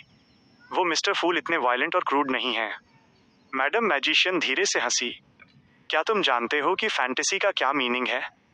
तुम्हें फैंटेसी, ट्रुथ, लाइज के पीछे के रियल इमोशंस और फैंटेसीज में इमेजिन्ड सबसे इम्पॉसिबल सिनेरियोज के through express deep seated feelings, tendencies, impulses और कॉन्फ्लिक्ट्स के बीच डिस्टिंग्विश करना होगा। ऑल्सो जो ट्रुथ के रूप में कहा गया है, ट्रुथ के रूप में सोचा गया है, और यहाँ तक कि जो एक्शंस लिए गए हैं वे नेसेसरीली ट्रू एटीट्यूड को रिप्रेजेंट नहीं करते। एक बार जब तुम इनमें डिस्टिंग्विश कर लोगे। उन्होंने डेस्क पर रखे पेपर्स और पेन्स पर ग्लांस डाला, सॉफ्टली हंसते हुए कहा, तुम्हें आर्ट ऑफ पोइट्री का एक प्रिलिमिनरी ग्रासअप मिल जाएगा। मिस्टर स्टार कुछ सेकंड के लिए साइलेंट रहे। इस बार गेन किया गया नॉलेज हंटर और डेमनेस पाथवेज से पर्टेन करता है, क्या वो भी उसके द्वारा अरेंज था? मुझे लगता है कि ये सेलिब्रिटी मास्टर द्वारा किए जाने की अधिक लाइकली है, द मैजिशियन ने पॉन्डर किया। हम सेलिब्रिटी मास्टर की करंट स्टेट नहीं जानते, लेकिन अंडरवर्ल्ड डाओइस्ट से जज करते हुए, भले ही वो मोजेस एसेटिक ऑर्डर के कैमरोलो को करप्ट होने से प्रिवेंट न कर सके हों, वो करप्शन कंप्राइजिंग नॉलेज को डीपली इन्फ्लुएंस कर सकते थे। हॉस्टल इंसिडेंट में उन्होंने 7 ऑफ वैंड्स को नोटिस किया था। मिस्टर स्टार ने सिर हिलाया। क्या ये उसका अरेंजमेंट है कि तुम्हारे माइनर अरकाना कार्ड होल्डर्स के बीच के हंटर और डेमनेस एंटेंगल हो गए? उनके साथ ब्लड एम्परर और प्रिमोडियल डेमनेस की फाइंडिंग्स को रेप्लिकेट करने का ट्राई कर रहे हैं? मैडम मैजिशियन ने चकल किया और रिस्पॉन्ड किया, ये सिर्फ एंटेंगलमेंट से कहीं ज़्यादा है। हालांकि मैंने इसे खुद विटनेस नहीं किया है, मेरी स्पिरिचुअल इंट्यूशन और राइटर का सेंस मुझे बताते हैं कि कुछ न कुछ ज़रूर हुआ है। मुझे उन पर पिटी फील होती है, लेकिन डिटेल्स के बारे में क्यूरियस होने से खुद को रोक नहीं पाती। अपना गला साफ करते हुए उन्होंने टॉपिक वापस शिफ्ट किया। करंट डेवलपमेंट उनके fate entanglement, emotional interactions, personal character और इनर ग्रोथ का इनएविटेबल रिजल्ट है जो लाइकली उससे अनरिलेटेड है। बट मैडम मैजिशियन ने वर्ड बट पर एम्फेसाइज किया, मुझे अब सस्पेक्ट है कि उनकी इनिशियल मीटिंग उसके द्वारा अरेंज थी और फिर उसने चीज़ों को नेचुरली डेवलप होने दिया। क्या तुम समझते हो? एक top level writer stage set करता है, इवेंट्स कंस्ट्रक्ट करता है और कैरेक्टर्स को स्टेज पर एक्सप्रेस, डिमॉन्स्ट्रेट, इंटरैक्ट और कॉन्फ्लिक्ट करने देता है ताकि सबसे वंडरफुल स्टोरी क्रिएट की जा सके। द स्टार शुरुआत में राइटर्स का मजाक उड़ाना चाहते थे, लेकिन डेस्क पर रखे पेपर और पेन पर ग्लांस डाला और साइलेंट रहे। द मैजिशियन ने आह भरी और फिर कहा, हमें अब उस इंफॉर्मेशन का और अधिक हिस्सा डिक्रिप्ट करने में एबल होना चाहिए। पेमेंट के बारे में क्या ख्याल है? 2 ऑफ कप्स के लिए पेमेंट क्या है? जैसे ही उन्होंने एक सिल्वर बॉक्स से एक के बाद दूसरा बियॉन्डर इंग्रेडिएंट निकाला, द स्टार बोले, वे बहुत पहले ही प्रिपेयर कर लिए गए थे। ये सीक्वेंस 9 स्लीपलेस से सीक्वेंस 7 नाइटमेयर तक के पोशन फॉर्मूलाज और इंग्रेडिएंट्स हैं। मैडम मैजिशियन ने देखा और मुस्कुराई, वो गोल्ड कॉइन नहीं दे रहे हो? हालांकि 2 ऑफ कप्स उस ड्रीम के लिए हमारी चूजन गाइड है, उसे ये बहुत ईजिली नहीं दिया जा सकता, भले ही वो ट्रस्टवर्दी हो और एनवायरनमेंट के बारे में नॉलेजेबल हो। मैं उसे एक दूसरा टास्क दूंगा और उससे कहूंगा कि सीक्वेंस 6 सोल अश्योरर पोशन फॉर्मूला और कॉरेस्पॉन्डिंग इंग्रेडिएंट्स के अलावा उसे एक स्पेशल रिवॉर्ड मिलेगा। द स्टार ने अपने स्लाइटली मेसी हेयर को ब्रश किया और मुस्कुराए। द मैजिशियन ने थोड़ा सिर हिलाया, फिर दूसरा क्वेश्चन पूछा, मैं हमेशा पूछना चाहती थी मिस्टर पालिस, सीक्वेंस 1 पर एडवांस करने के बाद भी आप मिस्टर स्टार के साथ क्यों बने हुए हैं? द स्टार की आंखें फिर से डार्क हो गईं और एज्ड वॉइस लौट आई। जब तुम ओल्ड हो जाते हो, तुम स्टेबिलिटी डिजायर करते हो और अपने अकस्टम्ड एनवायरनमेंट को चेंज नहीं करना चाहते। द मैजिशियन रिस्पॉन्स में मुस्कुराई, मैं ट्रूथ सुनना चाहती हूँ। द स्टार ने आ भरी और एक एज्ड वॉइस में कहा, जब तुम एक सीक्वेंस एक आर्कएंजल बन जाओगी तुम समझ जाओगी। तुम मिस्टर फूल और सेलिब्रिटी वर्दी के कॉन्फ्लिक्ट का टेरिफाइंग इम्पैक्ट फील करोगी, जो मुझे कुछ प्रोटेक्शन के लिए church of the Evernight goddess के भीतर रहने के लिए फोर्स कर रहा है। मैडम मैजिशियन ने सिर हिलाया, फिर टेबल से पोशन फॉर्मूलाज और इंग्रेडिएंट्स गैदर किए। एक मोमेंट सोचने के बाद उन्होंने मिस्टर स्टार से पूछा, आपने ये इंग्रेडिएंट्स कहाँ से ऑब्टेन किए? द स्टार मुस्कुराए, पोप को एक एप्लीकेशन भेजी थी। मैडम मैजिशियन ने पॉन्डर किया और आगे पूछा, हर होलीनेस ने बिना पूछे ही वे तुम्हें दे दिए? यस, बस मुझे इस तरह दे दिए गए। मिस्टर स्टार ने कामली स्माइल की। मैडम मैजिशियन को मानो कोई एपिफनी हुई। वो फिर खड़ी हुई, वॉइड में एक स्टारी डोर खोला और वुडन हाउस से चली गईं। Dot dot dot. लुमियन के रेंटेड अपार्टमेंट में रात अभी ढल ही रही थी और भोर अभी नहीं फूटी थी। जेना कवर्स के नीचे लेटी थी, उसके वाइट शोल्डर्स एक्सपोज्ड थे। वो लुमियन के बगल में लीन कर रही थी। उसने अपना राइट हैंड स्ट्रेच किया, उसकी आईलिड्स को खोलकर प्राई करने का ट्राई करते हुए। तुम क्या कर रही हो? लुमियन ने पूछा, अम्यूज्ड और एग्जैस्परेटेड दोनों होते हुए। जेना ने पाउट किया। तुम अपनी आंखें क्लोज करके मेरी तरफ नहीं देख रहे हो। मुझे प्रोएक्टिव होना होगा और उन्हें खोलने में तुम्हारी हेल्प करनी होगी। रिलक्टेंटली लुमियन ने अपनी आंखें खोली, उसकी ब्लू आंखों से आंखें मिलाईं जो एक हिडन डार्कनेस के साथ स्पार्कल कर रही थीं। कुछ सेकंड तक घूरने के बाद लुमियन ने थॉटफुली रिमार्क किया, तुम्हारी मेंटल स्टेट पहले से काफी बेहतर लग रही है। जेना ने अपना हाथ विड्रॉ किया, एक स्माइल के साथ अपनी चिन को प्रॉप अप किया जब उसने लुमियन के चेहरे और आंखों को निहारा। या फ्रेंका के साथ उस टॉक के बाद मुझे बहुत बेहतर फील हुआ। लुमियन ने एक स्कॉफ लेट आउट किया। वो कौन था जिसने कहा था कि वर्स्ट केस सिनेरियो ये था कि फ्रेंका मुझे किल करने आ रही थी और तुम एग्री हो जाओगी? तुम जानती थी कि फ्रेंका ऐसा कुछ नहीं करेगी। वो सिर्फ एक फैंटेसी थी, इनर इमोशंस, सेल्फ कॉन्फ्लिक्ट और सेल्फ डिस्ट्रक्टिव टेंडेंसीज का एक प्रोजेक्शन। क्या तुमने उसे कैच नहीं किया? जेना ने रिटॉर्ट किया। लुमियन चर्टल्ड, बेशक मैंने किया। इसीलिए मैंने कहा था कि तुम दोनों के बीच के इश्यूज को जल्दी कन्फ्रंट करना ही बेस्ट था। वो इंस्टिंक्टिवली जेना का सिर थपथपाने के लिए आगे बढ़ा, लेकिन मिडवे में हिचकिचाया, उसका हाथ फ्रीज हो गया। ये देखकर जेना की गेज थोड़ी डिम हुई। उसने अपने होंठ भींचे और उसका हाथ पकड़कर उसे जबरदस्ती अपने सिर के बैक पर ले गई। लुमियन ने धीरे धीरे उसे थपथपाना स्टार्ट किया, ऑकवर्डनेस से नेचुरलनेस में ट्रांजिशन करते हुए। जेना ने एक स्माइल के साथ उसे वॉच किया। तुम्हारे वाले के बारे में क्या? लुमियन साइलेंट हो गया। जेना ने आगे प्रेस नहीं किया, इसके बजाय चीयरफुली पूछा, क्या तुमने और फ्रेंका ने? लुमियन ने आह भरी। मैं तुम्हारे सामने उसके साथ अपने रिलेशनशिप के बारे में बात न करने का ट्राई करता हूँ। जेना मुस्कुराई। फ्रेंका के साथ मेरी टॉक से पहले इसने मुझे सैड, कॉन्फ्लिक्टेड और मिजरेबल बनाया होता, भले ही मैं इसे हाइड करने का ट्राई करती। अब हालांकि मेरे पास वे इमोशंस हैं, जब तुम इसे मेंशन करते हो तो मैं अधिक होपफुल और यहाँ तक कि रिलीव्ड फील करती हूँ। क्या तुम इस कॉन्ट्रडिक्टरी फीलिंग को समझते हो? मेरी कई प्रीवियस चॉइसेस भी वैसी ही थीं। लुमियन ने धीरे से सिर हिलाया। तुम फ्रेंका को जानती हो, हालांकि उसने अपना माइंड मेकअप कर लिया होगा, फिर भी जब फाइनल स्टेप की बात आती है तो वो हेजिटेट करती है। लेटली मैंने जब भी हम एक दूसरे को देखते हैं उसे ऑकवर्ड होते नोटिस किया है। एंथनी ने प्रोबेबली नोटिस किया होगा, लेकिन कुछ कहा नहीं। इनिशिएट करने वाली मैं नहीं हो सकता, राइट? यस, तुम्हें होना चाहिए। उसके पास अभी जाओ, इसी मॉर्निंग। जेना ने बिना किसी हिचकिचाहट के कहा। लुमियन ने उसे डीपली देखा। क्या तुम क्रिटिकल मोमेंट्स में उसे रखने के लिए स्ट्रॉन्गर बॉन्ड्स क्रिएट करने का ट्राई कर रही हो? जेना ग्रंटेड। मैं उसे रखने का ट्राई करूंगी, लेकिन मैं उसकी फाइनल डिसीजन की भी रिस्पेक्ट करूंगी। लुमियन ने जेना के बालों को एक बार फिर सहलाया। एक्चुअली फ्रेंका का घर जाना कोई बुरी बात नहीं हो सकती। अगर उनकी वर्ल्ड हमारी तरह किसी एपोकैलिप्स या डेंजरस सिचुएशंस का सामना नहीं कर रही है, तो मैं तुम्हारे भाई को बेहोश करने में तुम्हारी हेल्प कर सकता हूँ, ताकि तुम उसे और फ्रेंका को वहाँ एक साथ ले जा सको। जेना ने अपनी क्लियर ब्लू आंखों से लुमियन की तरफ देखा। तुम्हारे बारे में क्या? लुमियन रिस्पॉन्ड करने से पहले एक पल के लिए साइलेंट हो गया। मैं देखूंगा कि चीजें कैसी चलती हैं। जेना ने अपना मुंह खोला मानो कुछ कहना चाहती हो, लेकिन फिर उसे बंद कर लिया। कुछ सेकंड के बाद उसने डिटेल्स के लिए प्रेस नहीं किया। इसके बजाय उसने सीरियसली कहा, एक तरफ मैं उसे यहीं रखना चाहती हूँ, दूसरी तरफ मुझे डर है कि फ्रेंका की उम्मीद जितनी बड़ी होगी, उसका डिसअपॉइंटमेंट भी उतना ही बड़ा होगा। अगर वो फाइनली कंफर्म कर लेती है कि घर लौटना इम्पॉसिबल है, तो वो निश्चित रूप से ब्रेक डाउन हो जाएगी। एक बियॉन्डर के लिए ये बहुत डेंजरस है, स्पेशली सीक्वेंस जितना हायर हो। उसने मेंशन किया था, या शायद ये एम्परर रोसल थे जिन्होंने कहा था कि एक पर्सन अपने सोशल रिलेशंस का सम होता है। एंथनी ने मुझसे एक पर्सन के लिए सोशल रिलेशंस के इम्पोर्टेंस के बारे में भी बात की थी। मैं जानती हूँ कि उसने देखा कि मेरे पास अभी भी कुछ साइकोलॉजिकल इश्यूज थे और वो इस दौरान मेरी हेल्प करना चाहता था। जब तुमने मैडम सूजी और मैडम जस्टिस से ट्रीटमेंट मांगा था, तो क्या उन्होंने भी सोशल रिलेशंस को रीबिल्ड करने के इम्पोर्टेंस पर एम्फेसाइज नहीं किया था? फ्रेंका के लिए सबसे इम्पोर्टेंट रिलेशंस तुम्हारे और मेरे साथ हैं। हम अब जितने क्लोज होंगे फ्यूचर में उसे स्टेबलाइज करने में ये उतनी ही ज़्यादा हेल्प करेगा। सिर्फ मैं अकेली शायद एनफ ना हूँ। लूमियन ने अपना हाथ खींच लिया, कुछ सेकंड के लिए जेना की तरफ देखते हुए। फ्रैंका के ट्रू ओरिजिन का पता चलने के बाद से तुम बहुत सोच रही हो, है ना? तुम्हें ऐसा क्यों लगता है कि वो वापस घर नहीं जा पाएगी?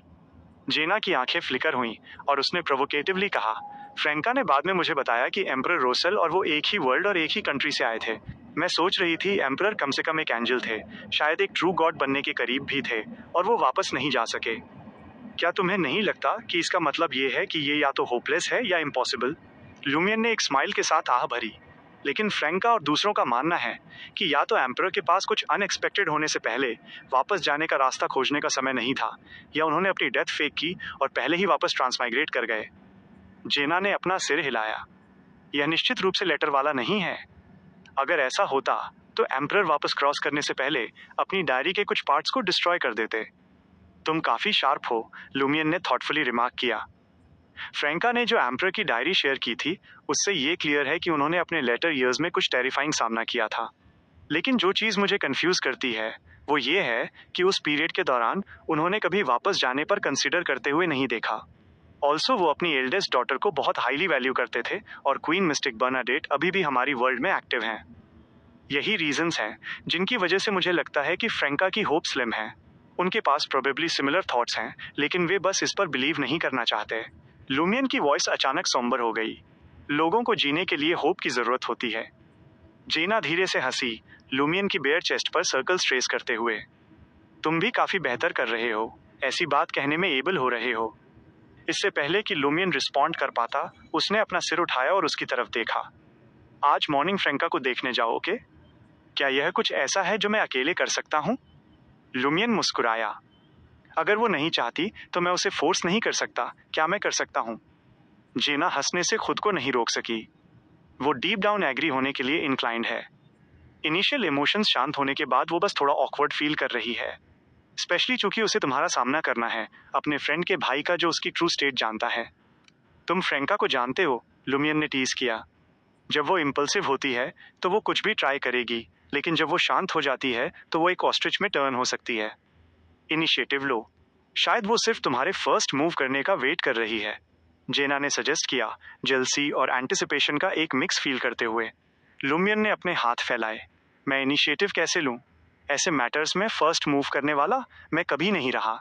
मैं बस फ्रैंका के पास जाकर ये नहीं कह सकता कि मैं यहाँ हमारा एग्रीमेंट फुलफिल करने आया हूँ, राइट?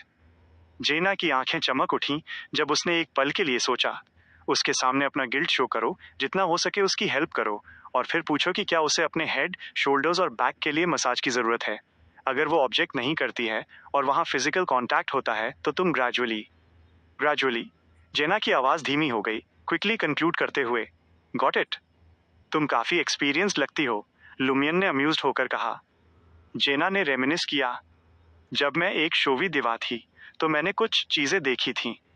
ऑल्सो फ्रैंका के अंडर काम करने वाली डांसर्स को मेन और विमेन के बीच लव और इंटरेक्शंस के बारे में नॉवेल्स पढ़ना पसंद था। एक सिंगल बुक दर्जनों से लेकर सैकड़ों लोगों तक पास की जा सकती थी। एम्परर रोसेल और कुछ रिमेनिंग कंपलसरी एजुकेशन के थैंक्स उनमें से कुछ सिंपल स्टोरीज समझ सकती थीं, और जो नहीं समझ सकती थीं वे दूसरों को सुन सकती थीं। ये उनकी लाइफ के कुछ ब्राइट स्पॉट्स में से एक था। मैंने भी कुछ पढ़े थे और सीखा था कि वे प्लेबॉयज और डैंडिस्ट्स कैसा बिहेव करते थे। लुमियन हंसा, जेना के करीब आते हुए और अपने हाथों को उसके स्मूथ बेयर शोल्डर्स पर रखते हुए। इस तरह? यस, जेना ने अपनी आंखें रोल की। अब तुम मुझे मसाज देने के बारे में सोच रहे हो? तुम्हारी वजह से मैं लगभग फॉलिंग अपार्ट हो रही हूँ। तुम रिलक्टेंटली स्टार्ट करते हो और फिर जैसे ही जेना ने उसे टीज किया, उसके वर्ड्स उसके गले में ही अटक गए। लूमियन एक टीजिंग स्माइल के साथ अंदर की तरफ झुका। मॉर्निंग के 6 बज रहे हैं। जेना ने स्विफ्टली कवर्स को अपने ऊपर खींचा और एक हिरण की तरह फुर्ती से बेड से बाहर कूद गई। ब्लैंकेट में लिपटी हुई उसने लूमियन की तरफ देखा और सॉफ्टली हंसी। अब फ्रैंका को ढूंढने जाओ और अपनी कॉन्स्पिरर स्किल्स का यूज करो। इससे पहले कि लूमियन रिस्पॉन्ड कर पाता, जेना ने अपना ट्रैवलर का बैग पकड़ा और रूम की परछाइयों में डिसअपियर हो गई। लूमियन एक पल के लिए शांत खड़ा रहा, आह भरते हुए। क्या तुम कम से कम ब्लैंकेट तो छोड़ नहीं सकती थी? कुछ देर बाद परछाइयों से ब्लैंकेट फेंका गया जो लूमियन पर आकर गिरा।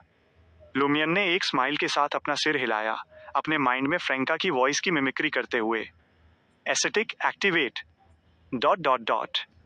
9 रुए ओरोसाई में अपार्टमेंट 702 के अंदर। फ्रेंका ने दरवाजा खोला और लुमियन को देखा।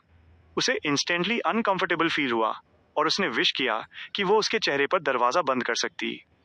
जैसे ही वो आर्मचेयर की तरफ चलने के लिए मुड़ी, उसने पूछा, जेना तुम्हारे साथ नहीं आई? वो रेस्ट करने वापस चली गई, लुमियन ने थॉटफुली कहा। फ्रेंका अचानक समझ गई, उसका एक्सप्रेशन कॉम्प्लिकेटेड हो गया। वो आर्मचेयर के पास खड़ी रही, मोमेंटली बैठना भूल गई। लुमियन ने उस पर ग्लांस डाला और इंटेंशनली पूछा, क्या तुमने अपने एफ्लिक्शन पोशन का और अधिक हिस्सा डाइजेस्ट कर लिया? Damn it. फ्रेंका ने अपने दांत पीसे, कई क्रिस्टीन आइस स्पाइक्स कंज्यूर किए और उन्हें लुमियन की तरफ फेंक दिया। लुमियन ने इजीली डॉस किया और सोफा एरिया की तरफ बढ़ गया, गुस्से में लाल फ्रेंका की तरफ वापस देखते हुए। देखो, अब हम ऑकवर्डनेस भूल सकते हैं और प्रॉपरली बात कर सकते हैं। लेकिन फ्रेंका का रिएक्शन थोड़ा ज्यादा ही स्ट्रांग था। हमें जल्द ही उस एग्रीमेंट को एक रियलिटी बनाना होगा, वरना वो फिर से उलझ सकती है। लुमियन ने एक प्लैकेटिंग स्माइल चेहरे पर लाई और फ्रेंका से कहा, ये एक हैबिटुअल टॉन्ट है। तुम जानती हो कि हंटर्स कैसे होते हैं। फ्रेंका ने स्नॉट किया और रिक्लाइनर पर बैठ गई। आज उसने रफल्ड कफ्स और नेक पर एक लेस फ्लावर वाली फिटेड व्हाइट शर्ट पहनी थी, जिसे क्रीम कलर के ट्राउजर्स और अपने यूजुअल फजी स्लीपर्स के साथ पेयर किया था। मिस सीलिया बेलो के गाइडेंस को फॉलो करते हुए लुमियन ने गिल्ट फेन किया और पूछा, तुम्हारा एफ्लिक्शन पोशन डाइजेशन कैसा चल रहा है? फ्रेंका ने अपने गाल फुलाए। लगभग 1/3। तुमने सेल्फ इन्फ्लिक्टेड पेन तो कम कर लिया है, लेकिन दूसरों को पेन कॉज करने में तुम्हारी अभी भी कमी है, लुमियन ने कॉशियसली कहा। फिर उसने प्रोएक्टिवली उसके लिए पानी का एक ग्लास पोर किया और एक स्माइल के साथ पूछा, शोल्डर और लेग मसाज चाहिए? तुम इन दिनों हैरिसन पर क्लूज के लिए इधर उधर भागने के बाद थक गई होगी। मसाज? फ्रेंका दंग रह गई, फिर सतर्क होते हुए लुमियन को सस्पिशियसली निहारने लगी। कुछ मोमेंट्स के बाद उसने पानी का ग्लास लिया और पी गई। कोई जरूरत नहीं है। मेल फीमेल इंटरेक्शन के ग्रेट थ्योरिस्ट, थ्योरी के मास्टर मिस सीलिया बेलो, तुम्हारा मेथड वर्क नहीं करता।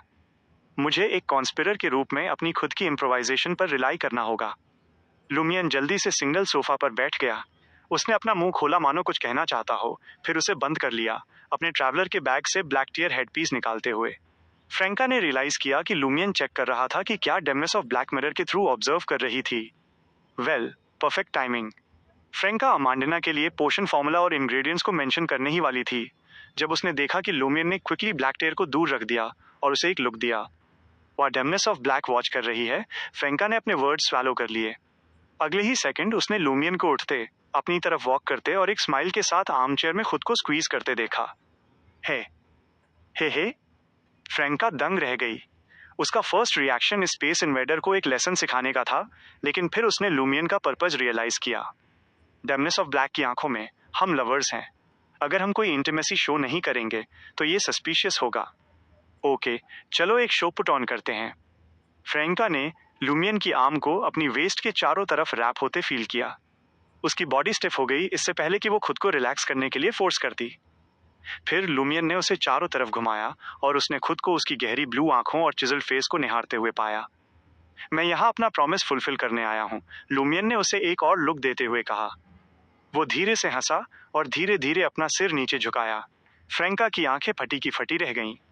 हे, क्या तुम इसे रियल में कर रहे हो? वो इंस्टिंक्टिवली ब्रेक फ्री होना चाहती थी, लेकिन उसे याद आया कि डेमनेस ऑफ ब्लैक वॉच कर रही थी और कॉर्पोरेट करने का लुमियन का हिंट था। तुम लिटिल ब्रैट, क्या तुम मेरा एडवांटेज ले रहे हो? फ्रेंका ने गुस्से में सोचा। फिर उसे प्रीवियस एग्रीमेंट याद आया और उसने मन ही मन आह भरी। ठीक है, ये वैसे भी होना ही था। उसकी लंबी पलकें फ्लिकर हुईं और उसकी आंखें धीरे धीरे क्लोज हो गईं जैसे ही उसकी बॉडी सॉफ्ट हुई। फिर उसने लुमियन के लिप्स फील किए, वार्म और फर्म, जो उसके डिफेंसेस को ब्रेक कर रहे थे। एक डेज में फ्रेंका ने सोचा, नो, डेमनेस ऑफ ब्लैक अभी भी वॉच कर रही है। कितना शेमफुल है। लगभग साइमल्टेनियसली उसने अपने कान में लुमियन की हस्की वॉइस सुनी। चलो बेडरूम में चलते हैं। तुम काफी कंसिडरेट हो। एक बार जब हम बेडरूम में होंगे ब्लैंकेट से कवर्ड तो डेमनेस ऑफ ब्लैक नहीं देख पाएगी। ये हमारे रिलेशनशिप को भी सॉलिडिफाई करेगा। फ्रेंका ने वैगुअली सिर हिलाया, खुद को हवा में लिफ्ट होते फील करते हुए। Dot dot dot. वार्म और इंटीमेट बेडरूम में अपने गालों पर एक लिंगरिंग ब्लश के साथ फ्रेंका लुमियन की तरफ मुड़ी और बोली, मुझे अभी कुछ याद आया जो मुझे तुम्हें बताना है। उसने अपनी आंखों से पूछा कि क्या डेमनेस ऑफ ब्लैक अभी भी वॉच कर रही थी। लुमियन धीरे से हंसा। डेमनेस ऑफ ब्लैक कुछ समय पहले चली गई। फ्रैंका एक मोमेंट के लिए दंग रह गई। उसके फॉगी माइंड ने रियलाइज किया कि कुछ गड़बड़ थी। तुमने चेक नहीं किया? तुम्हें कैसे पता? लुमियन सिंसियर लगा। डेमनेस ऑफ ब्लैक आज नहीं आई। फ्रैंका स्पीचलेस थी। वो जल्दी से समझ गई और एम्बैरसमेंट और गुस्से के एक फिट में वो लुमियन पर झपट पड़ी, उसे हिट करते हुए। तुमने मुझे ट्रिक किया। तुमने मुझे ट्रिक किया। उद्धरण चिन्ह डॉट डॉट डॉट उद्धरण चिन्ह। तुम टीममेट्स को डिसीव करने के लिए ऐसी किसी चीज का यूज नहीं कर सकते, समझे? मैं समझता हूँ। ये मेरे लिए फ्यूचर में तुम्हारे हिंट्स पर ट्रस्ट करना मुश्किल बनाता है। क्या होगा अगर नेक्स्ट टाइम मुझे लगे कि तुम झूठ बोल रहे हो लेकिन डेमनेस ऑफ ब्लैक सच में अपीयर हो जाए? I am sorry. ठीक है, मैं तुम पर एक और बार ट्रस्ट करूंगी, लेकिन ऐसा दोबारा मत होने देना। ऐसा दोबारा मत होने देना। उद्धरण चिन्ह डॉट डॉट डॉट उद्धरण चिन्ह। फ्रैंका के अपना गुस्सा निकालने और वापस लेटने के बाद लुमियन ने आखिरकार पूछा, तुम पहले क्या कह रही थीं? फ्रैंका ने कर्टन बेडरूम विंडो की तरफ ग्लांस डाला, ये क्लियर करते हुए, चेक करो कि क्या डेमनेस ऑफ ब्लैक वॉच कर रही है। लुमियन ने कैजुअली रिप्लाई किया, हम एक बॉटल ऑफ फिक्शन के अंदर हैं। फ्रैंका ने पलकें झपकाईं। ऐसा कब हुआ? जब मैंने दरवाजा बंद किया था। मैं नेबर्स को डिस्टर्ब नहीं करना चाहता था, लुमियन ने अर्नेस्टली आंसर दिया। फ्रैंका को गुस्से का एक और सर्ज महसूस हुआ। वो स्नैप की, तुम्हें फिर भी चेक करने की जरूरत है। क्या होगा अगर डेमनेस ऑफ ब्लैक बिना तुम्हारे नोटिस किए बॉटल ऑफ फिक्शन को पेनिट्रेट कर सके?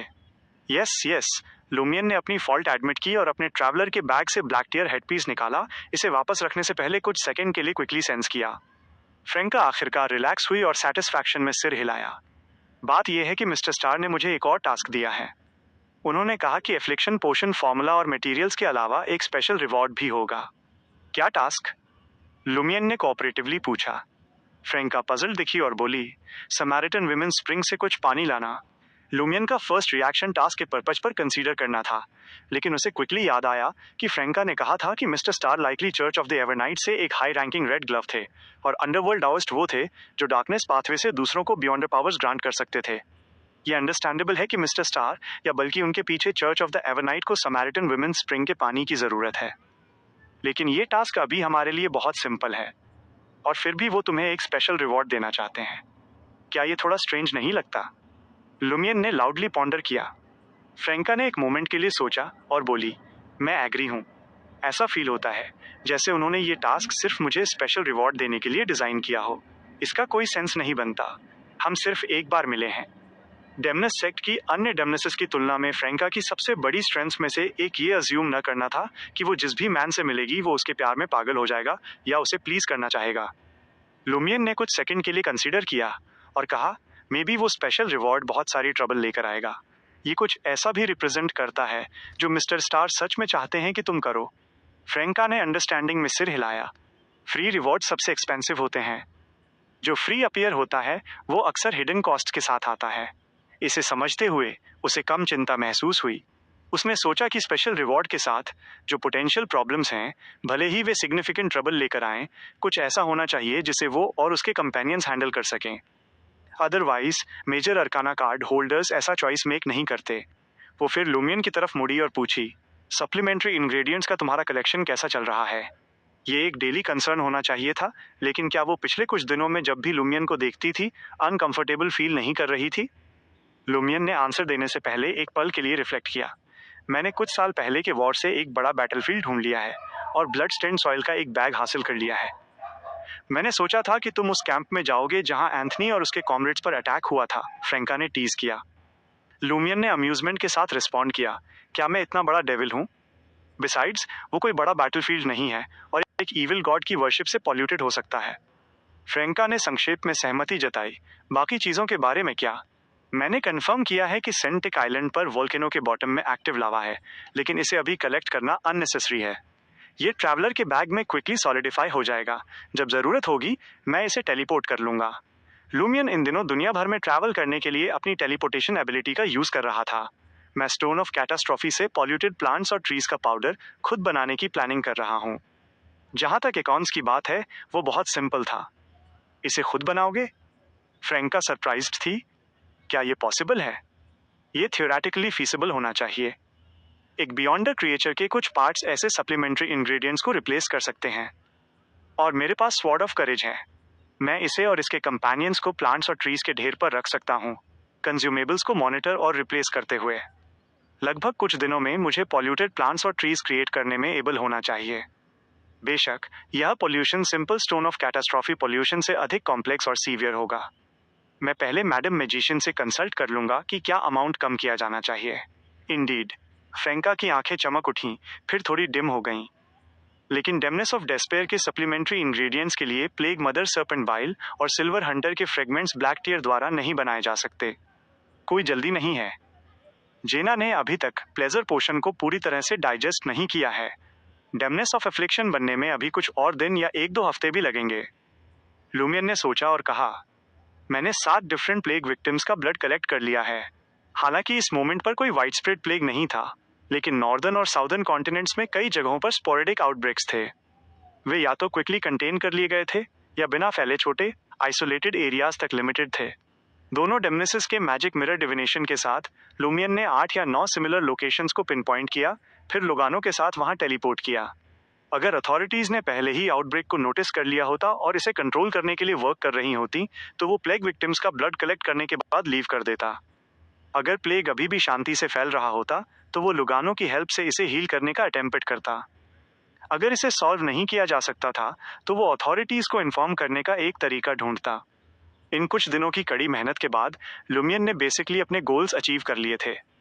फ्रैंका ने रिलीफ की सांस ली, स्टेट करते हुए अमांडिना को पोशन फॉर्मूला और वे सभी मटेरियल्स डिलीवर करने के लिए ब्लैक टीयर का यूज करना याद रखना जो मिस्टर स्टार ने दिए थे। मैं एफ्लिक्शन पोशन को पूरी तरह से कब डाइजेस्ट करूंगी? हालांकि उसकी करंट डाइजेशन प्रोग्रेस को बहुत फास्ट कंसीडर किया जा सकता था, फिर भी उसे लगा कि ये एनफ नहीं था। उसके बगल वाला पर्सन फाइनल डोमेस्टिकेशन स्टेप से सिर्फ एक कदम दूर था, जो रिचुअल होल्ड करने और सीक्वेंस 4 का डेमिगॉड बनने के लिए रेडी था। लुमियन ने अपना सिर फ्रैंका की तरफ घुमाया और हंसा। मैंने तुम्हें अभी बताया था, तुम्हारे पास दूसरों को पेन कॉज करने वाले पार्ट की अभी भी कमी है, और टारगेट हाई सीक्वेंस का होना चाहिए, अदरवाइज इसे नंबर्स से रिप्लेस करना होगा। फ्रैंका ने इस बार इसे अपने खुद के पेन से लिंक नहीं किया और सीरियसली सोचने लगी। दूसरों को पेन कॉज करना, हाई सीक्वेंस। दूसरों को पेन कॉज करना, हाई सीक्वेंस। खुद से बड़बड़ाते हुए फ्रैंका ने अचानक अपना सिर घुमाया। उसकी आंखें लुमियन पर ब्राइटली चमक रही थीं।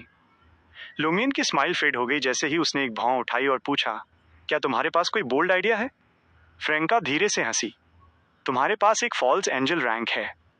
अगर मैं तुम्हें पेन फील करा सकूं तो क्या डाइजेशन स्पीड इनक्रेडिबली फास्ट नहीं होगी? लेकिन ये रियल पेन होना चाहिए। लुमियन ने फ्रैंका के सजेशन को पूरी तरह से खारिज नहीं किया। For example castration. फ्रैंका ने एक बढ़ती हुई स्माइल के साथ ब्लैंकेट की तरफ ग्लांस डाला।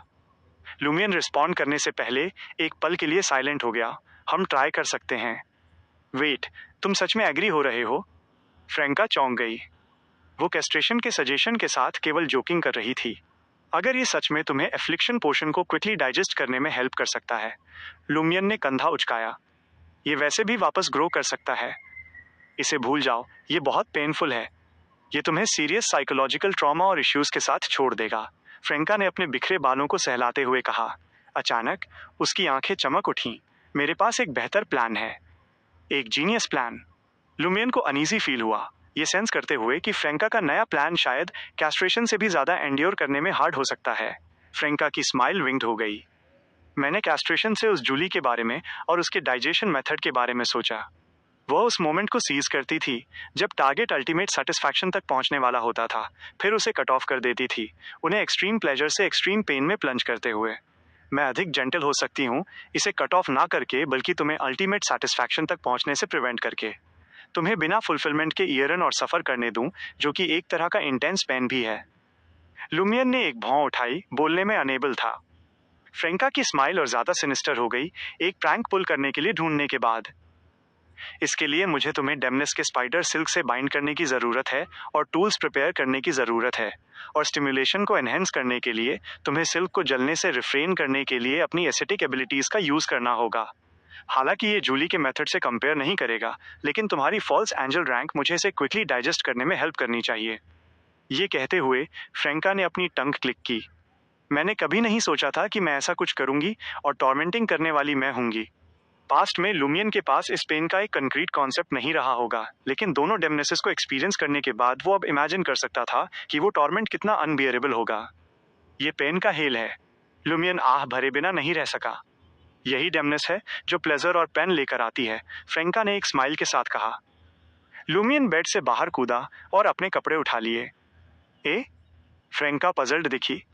लुमियन ने एक डीप वॉइस में रिस्पॉन्ड किया, हम अभी समैरिटन विमेन स्प्रिंग जा रहे हैं। फ्रेंका पहले दंग रह गई, फिर हंस पड़ी बेड पर रोल करते हुए। प्लेजर स्टेज पास करने के बाद उसने अपनी डिजायर्स पर अपना नॉर्मल कंट्रोल वापस पा लिया था, इसलिए लुमियन के साथ होने, लंबे समय से खोए हुए प्लेजर को टेस्ट करने और अनप्रेसिडेंटेड सेटिस्फैक्शन अचीव करने के बाद भी उसे अभी भी अजीब लग रहा था, क्योंकि ये कोई ऐसा था जिसे वो अच्छी तरह से जानती थी, जो उसका ओरिजिनल जेंडर भी जानता था। लेकिन अब उसने अचानक इसे अम्यूजिंग और इंटरेस्टिंग पाया, जिससे वो बहुत कम अनकंफर्टेबल फील करने लगी। इसे एक ट्राई दो, इसे एक ट्राई दो। वो बेड पर लेट गई, उसकी आंखें ब्राइट थीं, जैसे ही उसने अपने प्रैंक के साथ कंटिन्यू किया। लुमियन ने फिर से आह भरी, हम समैरिटन विमेन स्प्रिंग से पानी लाने के बाद बात करेंगे। Dot dot dot. Samaritan women spring के बगल में जो ग्रे वाइट कोहरे से घिरा हुआ था। चूंकि लुमियन ने किसी भी एबनॉर्मलिटी को अप्रोच और ट्रिगर नहीं किया था, फ्रैंका ने कुछ देर पेशेंटली वेट किया और फिर समैरिटन विमेन स्प्रिंग से आधा वॉयल पानी कलेक्ट करने के लिए मिस्टर स्टार द्वारा दिए गए गोल्डन वॉयल का यूज किया। वे जेना को साथ नहीं लाए थे, इस डर से कि क्रिस्मोन के शैडो के साथ उसका सामना अनकंट्रोलेबल चेंजेस की तरफ ले जा सकता है। लुमियन ने एक निश्चित लेवल के सेल्फ प्रोटेक्शन के साथ आयरन ब्लडेड नाइट बनने के बाद जेना को यहाँ लाने की प्लानिंग की थी। High ranking major arcana card holders underground या अंडरग्राउंड कैटाकॉम्स में एंटर करना नापसंद करते दिखते थे, लेकिन लुमियन ने, जो मार्क्ड और ब्रांडेड था, फील किया कि एक डेमीगॉड के रूप में भी उसे अभी भी समैरिटन विमेन स्प्रिंग के एरिया में एंटर करने में एबल होना चाहिए। ज्यादा देर नहीं हुई थी, फ्रैंका ने गोल्डन वॉयल दूर रख दिया और दोनों कंधे से कंधा मिलाकर कोहरे के एज की तरफ चलने लगे। जैसे ही वे ढलान पर कोहरे के एज के पास पहुंचे, लुमियन और फ्रैंका ने साइमल्टेनियसली कोहरे के बाहर एक ब्लरी फिगर को धीरे धीरे अप्रोच करते हुए नोटिस किया। फ्रैंका पहले एक तरफ बढ़ी, फिर 2 सेकंड के लिए ध्यान से घूरने लगी। उसका एक्सप्रेशन अचानक एक्साइटेड हो गया और उसने लुमियन से एक दबी हुई आवाज में कहा, हैरिसन, रेजरेक्शन आइलैंड का विजिटर हैरिसन। वे पिछली बार उसके साथ कन्वर्ज करने में फेल रहे थे और अब वे कोइंसिडेंटली उससे टकरा गए थे। 860 the true meaning of those words. जब फ्रैंका ने वो नाम पुकारा, लुमियन को भी बाहर के फिगर का एक अप्रोक्सीमेट आउटलाइन दिखाई दिया। वह एक ब्लैक रोब पहने हुए था, जिसके लाइट हेयर, पेल स्किन और डार्क ब्राउन आईज थीं। वो कोई इंटिशन जैसा नहीं लग रहा था। हालांकि लुमियन ने कभी हैरिसन को इन पर्सन नहीं देखा था, लेकिन उसने वो इमेज देखी थी जिसे फ्रैंका ने ड्रीम डिविनेशन और एक कोरस्पॉन्डिंग रिचुअल का यूज करके डिपिक्ट किया था। इसलिए ग्रे कोहरे के बाहर खड़े पर्सन को आइडेंटिफाई करना उसके लिए हार्ड नहीं था। फ्रैंका का एक्साइटमेंट देखकर लुमियन ने अपना राइट हैंड उठाया और नीचे की तरफ जेस्चर किया, अपने कंपेनियन को अपने इमोशंस कंट्रोल करने का सिग्नल देते हुए। फ्रैंका, जो कॉम्बैट में एक एक्सपीरियंस्ड बियॉन्डर थी, ने क्विकली खुद को कंपोज किया और लुमियन की तरफ सिर हिलाया। वो लुमियन के इंटेंशन को समझ गई कि जल्दबाजी में एक्ट नहीं करना है, बल्कि ऑब्जर्व करना है और देखना है कि हैरिसन क्या करने का इंटेंशन रखता है। उसके एक्शंस को समझकर वे उसकी सीक्वेंस, एबिलिटी, कैरेक्टरिस्टिक्स और प्राइमरी इंटेंशंस को डिटरमाइन कर सकते थे। इस तरह वे बाद में जो भी रिस्पॉन्स देते वो अधिक कंपोज्ड होता। फ्रैंका ढलान की साइड में और ज्यादा श्रिंक हो गई, ग्रे कोहरे को कवर की तरह यूज करते हुए, और हैरिसन को ऑब्जर्व करने लगी जो एक व्हाइट कैंडल पकड़े हुए था। मीनवाइल वो खुद को म्यूज करने से नहीं रोक सकी। The law of Beyonder characteristics convergence सच में वर्क करता है। हमने सिर्फ एक ट्राई के बाद बहुत जल्दी गिव अप कर दिया था। ये हमारी फॉल्ट थी कि हमने साइंस नो मिस्टिसिज्म की रिस्पेक्ट नहीं की। अगर हमने कुछ और बार ट्राई किया होता तो क्या वो नहीं आता। फ्रैंका को ईज फील हुआ, ये जानते हुए कि केवल लुमियन जैसे बियॉन्डर्स ही, जो मिस्टर फूल द्वारा मार्क थे, समैरिटन विमेन स्प्रिंग के आसपास के एरिया में एंटर कर सकते थे, जबकि बाकी लोग केवल एक ग्रे वाइट कोहरा देख सकते थे और उन्हें इससे पास होने में डिफिकल्टी होती थी। उसने पहले ट्राई किया था और पाया था कि वो खुद से कोहरे को पेनिट्रेट नहीं कर सकती थी, जिससे प्रॉम्प्ट होकर लुमियन ने उसका मजाक उड़ाते हुए कहा था, जब मैडम हेला भी ऐसा नहीं कर सकी तो तुम्हें ये कॉन्फिडेंस कहाँ से मिला कि तुम कर सकती हो। इसने केवल लुमियन से अपनी एफ्लिक्शन पोशन डाइजेस्ट करने में हेल्प लेने के उसके रिजॉल्व को और स्ट्रॉन्ग किया था। लुमियन फ्रैंका के बगल में खड़ा रहा, बाहर के फिगर के हर मूव को ऑब्जर्व करते हुए, और साथ ही डेथ, डार्कनेस और वॉरियर पाथवेज के बियॉन्डर्स के साथ अपने एनकाउंटर्स को रिकॉल करने लगा, इस होप में कि उनके कॉम्बैट कैरेक्टरिस्टिक्स और एबिलिटीज के बेसिस पर हैरिसन के खिलाफ क्विकली सबसे इफेक्टिव स्ट्रेटेजी फॉर्मुलेट की जा सके। व्हाइट कैंडल पकड़े हुए हैरिसन ने ग्रे कोहरे के बाहर कुछ कदम बढ़ाए, चारों तरफ ग्लांस डाला और फिर आगे बढ़ना कंटिन्यू रखा। वो ग्रे कोहरे में इस तरह वॉक करके चला गया मानो पानी के किसी कर्टन से पास हो रहा हो। वो ग्रे कोहरे के बैरियर को पास कर सकता है? कैसे? फ्रैंका की स्काई ब्लू आंखें शॉक, डिसबिलीफ और रिलक्टेंस में फटी की फटी रह गईं। लूमियन भी इक्वली सरप्राइज्ड था, लेकिन उसने इस पॉसिबिलिटी को रूल आउट नहीं किया था कि हैरिसन कोहरे के बैरियर को ब्रेक कर सकता है और समैरिटन वुमेन स्प्रिंग के आसपास के एरिया में एंटर कर सकता है। उसने बस ये एक्सपेक्ट नहीं किया था कि ये उसके लिए इतना इजी होगा। हैरिसन द्वारा डेथ, डार्कनेस और डस्क से क्लोजली रिलेटेड सीन्स की कांस्टेंट सर्च और अंडरवर्ल्ड डाओइस्ट और कंपनी की वर्ल्ड में रिवर स्टिक्स पर एक कॉप्स के रूप में उसके ड्रिफ्टिंग के बेसिस पर लूमियन ने रीजनेबली सस्पेक्ट किया कि उसके पास कोहरे के बैरियर को पेनिट्रेट करने का कोई तरीका या कोई आइटम हो सकता है। लुमियन ने एक्सपेक्ट किया था कि वो हैरिसन को एक स्ट्रेंज रिचुअल परफॉर्म करते हुए या एक अदरवर्ल्डली स्टाइल का आइटम निकालते हुए देखेगा। इसके बजाय खुद उसकी तरह Harrison simply Samaritan women spring के आसपास के एरिया में वॉक करके आ गया था जो ग्रे कोहरे से कवर्ड था। ये देखकर कि कोहरा अब एक बैरियर की तरह सर्व नहीं कर रहा था, केवल उनके विजन के साथ इंटरफियर करने के लिए कोहरा बचा था, लुमियन ने एक डिसाइसिव मूव लिया और अपने हाथ में मौजूद व्हाइट कैंडल को बुझा दिया। जैसा कि उसने एक्सपेक्ट किया था, सराउंडिंग्स का अंधेरा साइलेंटली अंदर की तरफ सर्ज हुआ, जिससे उसकी बॉडी को कोरोड किए बिना उसकी राइट पाम पर मौजूद अंडरवर्ल्ड डाओइस्ट का मार्क एक्टिवेट हो गया। उसने इस स्टेट को मेंटेन रखने के लिए कैंडल जलाए रखी थी, पार्टली इसलिए क्योंकि ये करंट सिचुएशन में बिना किसी कैटाकॉम्स एडमिनिस्ट्रेटर में टर्न होने के रिस्क के लंबे समय तक लास्ट नहीं कर सकता था, और पार्टली किसी पोटेंशियल एनिमी को मिसलीड करने के लिए एक ट्रैप सेट करते हुए। जैसे ही लुमियन ने कैंडल बुझाई, फ्रैंका ने क्विकली एक्शन लिया। लुमियन से ब्लैक टेयर बोरो करने में अनेबल होकर उसने सीधे अपने ट्रैवलर के बैग से एक आइस एमुलेट और एक मिरर निकाला। क्रिस्टलीन कोल्ड लाइट के एक फ्लैश के साथ फ्रैंका, जो कैंडल की येलोइश फ्लेम से इल्यूमिनेटेड थी, अपने हाथ में मौजूद मिरर में एंटर कर गई। जैसे ही उसका फिगर डिसअपियर हुआ, अनहेल्ड मिरर जमीन पर गिर गया, जिसे लुमियन द्वारा एक्यूरेटली कैच कर लिया गया। मिरर को पकड़े हुए लुमियन ने तुरंत कॉन्ट्रैक्ट मार्क एक्टिवेट किया, एक शैडो क्रिएचर में ट्रांसफॉर्म होते हुए, और ग्रे कोहरे से एनवेलप्ड अंधेरे में पूरी तरह से ब्लेंड हो गया। इससे पहले कि हैरिसन और क्लोज आ पाता, उन्होंने अपना कंसीलमेंट कंप्लीट कर लिया था। मिरर के पीछे के वॉइड में जलती हुई व्हाइट कैंडल पकड़े हुए फ्रैंका ने क्विकली अपनी सराउंडिंग्स को सर्वे किया। उसने पाया कि वो एरिया उसी ग्रे व्हाइट कोहरे से भरा हुआ था जो बाहर था, जो हर कॉर्नर में परमिएट कर रहा था। Illusory dark tunnels spider webs की तरह कोहरे द्वारा एक्सक्लूड कर दिए गए थे, जो ब्लरी और देखने में हार्ड अपीयर हो रहे थे। श्योर एनफ, फ्रैंका इस सिचुएशन से सरप्राइज नहीं थी। लुमियन ने उसे पहले ही बता दिया था कि ये एरिया स्पिरिट वर्ल्ड से आइसोलेटेड था, जिससे स्पिरिटी वर्ल्ड ट्रैवर्सल यहाँ अनयूजेबल हो जाता था। जब स्पिरिट वर्ल्ड भी आइसोलेटेड थी, तो मिरर वर्ल्ड निश्चित रूप से कोई एक्सेप्शन नहीं होती। चूंकि मिरर को कोहरे से कवर्ड एरिया में लाया गया था, फ्रैंका हाइड होने के लिए मिरर्ड रीजन में एंटर कर सकती थी, लेकिन अंडरग्राउंड कैटाकॉम्स के बाहर किसी भी मिरर को ट्रेवर्स नहीं कर सकती थी। ये वही प्रिंसिपल था जिसने ट्रैवलर के बैग को कंटिन्यू यूज होने दिया था।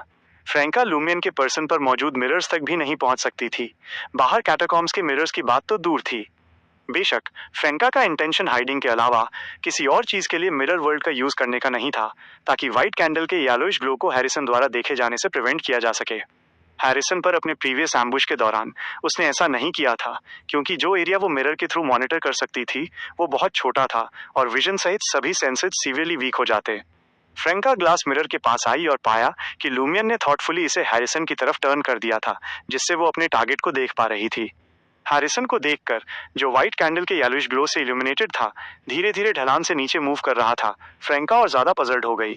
वो कोहरे के बैरियर से कैसे पास हुआ? क्या वो भी मिस्टर फूल का मार्क बियर कर सकता है? लेकिन मैडम जजमेंट और बाकी मेजर अरकाना कार्ड होल्डर्स को नहीं पता था।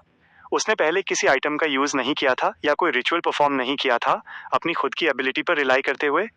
लेकिन चाहे वो अप्रेंटिस पाथवे की सील्स की मास्टरी हो या मरॉडर पाथवे का लूपहोल्स का एक्सप्लॉइटेशन हो, वे सभी मिस्टर फूल के डोमेन के भीतर हैं। कोहरे के बैरियर को बाईपास करने का कोई सेंस नहीं बनता। मिस्टर फूल का मार्क, इस थॉट पर फ्रैंका का दिल एक बीट स्किप कर गया और उसके माइंड में एक टाइटल फ्लैश हुआ, the celestial worthy of heaven and earth for blessings. क्या हैरिसन सेलेस्टियल वर्दी का मार्क बियर करता है, जिससे वो कोहरे के बैरियर को पेनिट्रेट कर पा रहा है? फ्रैंका ने ये स्टार्टलिंग और शॉकिंग गेस लगाया। उसे ये काफी रीजनेबल लगा।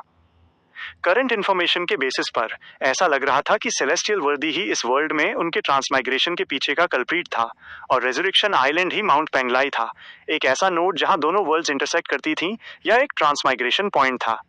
अगर ये ट्रू था, तो रेजरेक्शन आइलैंड या माउंट पेंगलाई से होने के कारण हैरिसन का सेलेस्टियल वर्दी के साथ एक क्लोज रिलेशनशिप होना नेचुरल था। वे हैरिसन द्वारा डेथ, डार्कनेस और डस्क रिलेटेड सीन्स के परस्यूट और उसकी डेथ की डेप्थ्स की मास्टरी से मिसलीड हो गए थे, इस पॉइंट को ओवरलुक करते हुए। परहैप्स, जैसा कि जेना ने स्पेकुलेट किया था, डेथ में हैरिसन के डीप रिसर्च का नेसेसरीली ये मीनिंग नहीं था कि वो उस पाथवे का एक बियॉन्डर था। ये बेहतर एक्सप्लेन कर सकता था कि वे पिछली बार उसके साथ कन्वर्ज क्यों नहीं कर सके थे। वे इस बार कोइंसिडेंटली उससे क्यों टकरा गए थे। एक शैडो क्रिएचर के रूप में लूमियन ने भी सेलेस्टियल वर्दी के बारे में सोचा। वो ग्रेट बीइंग जो सीयर, अप्रेंटिस और मरॉडर पाथवेज की एपेक्स पावर्स के लिए मिस्टर फूल के साथ compete कर रहा था। उसने हैरिसन के स्लो एडवांस को वॉच किया और ज्यादा चीजों के बारे में सोचा। Previously Harrison seemingly mirror person jasmine से मिला था, जिससे हमें ये स्पेकुलेट करने को मिला कि वो प्रोजेक्ट वॉर्टेक्स में भी इन्वॉल्व था। अब ये ऑलमोस्ट सर्टेन है। मैडम मैजिशियन ने ओवरसियर पर्ले से डील करते समय सेलेस्टियल वर्दी के फॉलोअर्स से एनकाउंटर होने का मेंशन किया था, जो प्रोजेक्ट वॉर्टेक्स के इनिशिएटर्स में से एक थी। ये बैकग्राउंड एक्सप्लेन कर सकता है कि हैरिसन जैसा एक आउटसाइडर प्यूरिफायर्स द्वारा बिना ढूंढे गए फ्रीक्वेंटली अंडरग्राउंड ट्रायर में कैसे अपीयर हो सकता है। लूमियन ने एक्ट करने में जल्दबाजी नहीं की। वो हैरिसन के लेवल को लेकर अनश्योर था और देखना चाहता था कि Harrison repeatedly Samaritan women spring पे आकर क्या करने का इंटेंशन रखता है। ये बहुत सारी इंपॉर्टेंट इन्फॉर्मेशन रिवील कर सकता था। जैसे ही उसने हैरिसन के मूवमेंट्स को फॉलो किया, लूमियन को अचानक समझ आया कि अंडरवर्ल्ड डाओइस्ट ने अमांडिना को पैंगलाई से बिवेयर रहने की वार्निंग क्यों दी थी। उसने पहले सोचा था कि माउंट पैंगलाई के रीअपियरेंस और रिवर पर फ्लोट कर रही बॉडीज ने अंडरवर्ल्ड डाओइस्ट को अलर्ट कर दिया था, लेकिन उनकी डायर स्टेट को देखते हुए, जो एक व्रेथ के क्लोज थी, वो अमांडिना की एग्जैक्ट लोकेशन और सिचुएशन को डिस्टर्न नहीं कर सके थे, इसलिए उन्होंने इंस्टिंक्टिवली एक वार्निंग इशू की थी। अब ऐसा लग रहा था कि वो मैसेज अमांडिना को ये बताने के लिए था कि पैंगलाई से कोई समैरिटन विमेन स्प्रिंग पर आया था और कॉशियस रहने के लिए था। जैसे ही लूमियन ने अपने पहले के ओवरसाइट पर इंटरनली आह भरी, हैरिसन ने अचानक अपना सिर घुमाया और उनके हाइडिंग स्पॉट की तरफ देखा। ऑलमोस्ट साइमल्टेनियसली टर्मिबोरोस की ग्रैंड लेयर्ड वॉइस उसके कान में गूंज उठी, अपने ट्रैवलर के बैग को प्रोटेक्ट करो। लूमियन के पास टर्मिबोरोस के सजेशन के पीछे के पर्पस को डिसर्न करने का समय नहीं था। उसने क्विकली अपनी वेस्ट तक रीच किया और ट्रैवलर के बैग को पकड़ लिया। अगले ही मोमेंट हैरिसन ने अपना राइट हैंड उठाया। लूमियन ने ट्रैवलर के बैग को एक इनविजिबल फोर्स द्वारा टग होते फील किया, लेकिन उसने इसे टाइटली होल्ड करके रखा। मरॉडर? डेथ पाथवे की पावर नहीं, सेलेस्टियल वर्दी से मिला एक स्पेशल बून। पजल्ड होकर लूमियन ने शैडोज का यूज करके तुरंत अपनी पोजीशन शिफ्ट कर ली। हैरिसन के पीछे अंधेरा सर्ज हुआ, जिससे लूमियन का फॉर्म आउटलाइन होने लगा।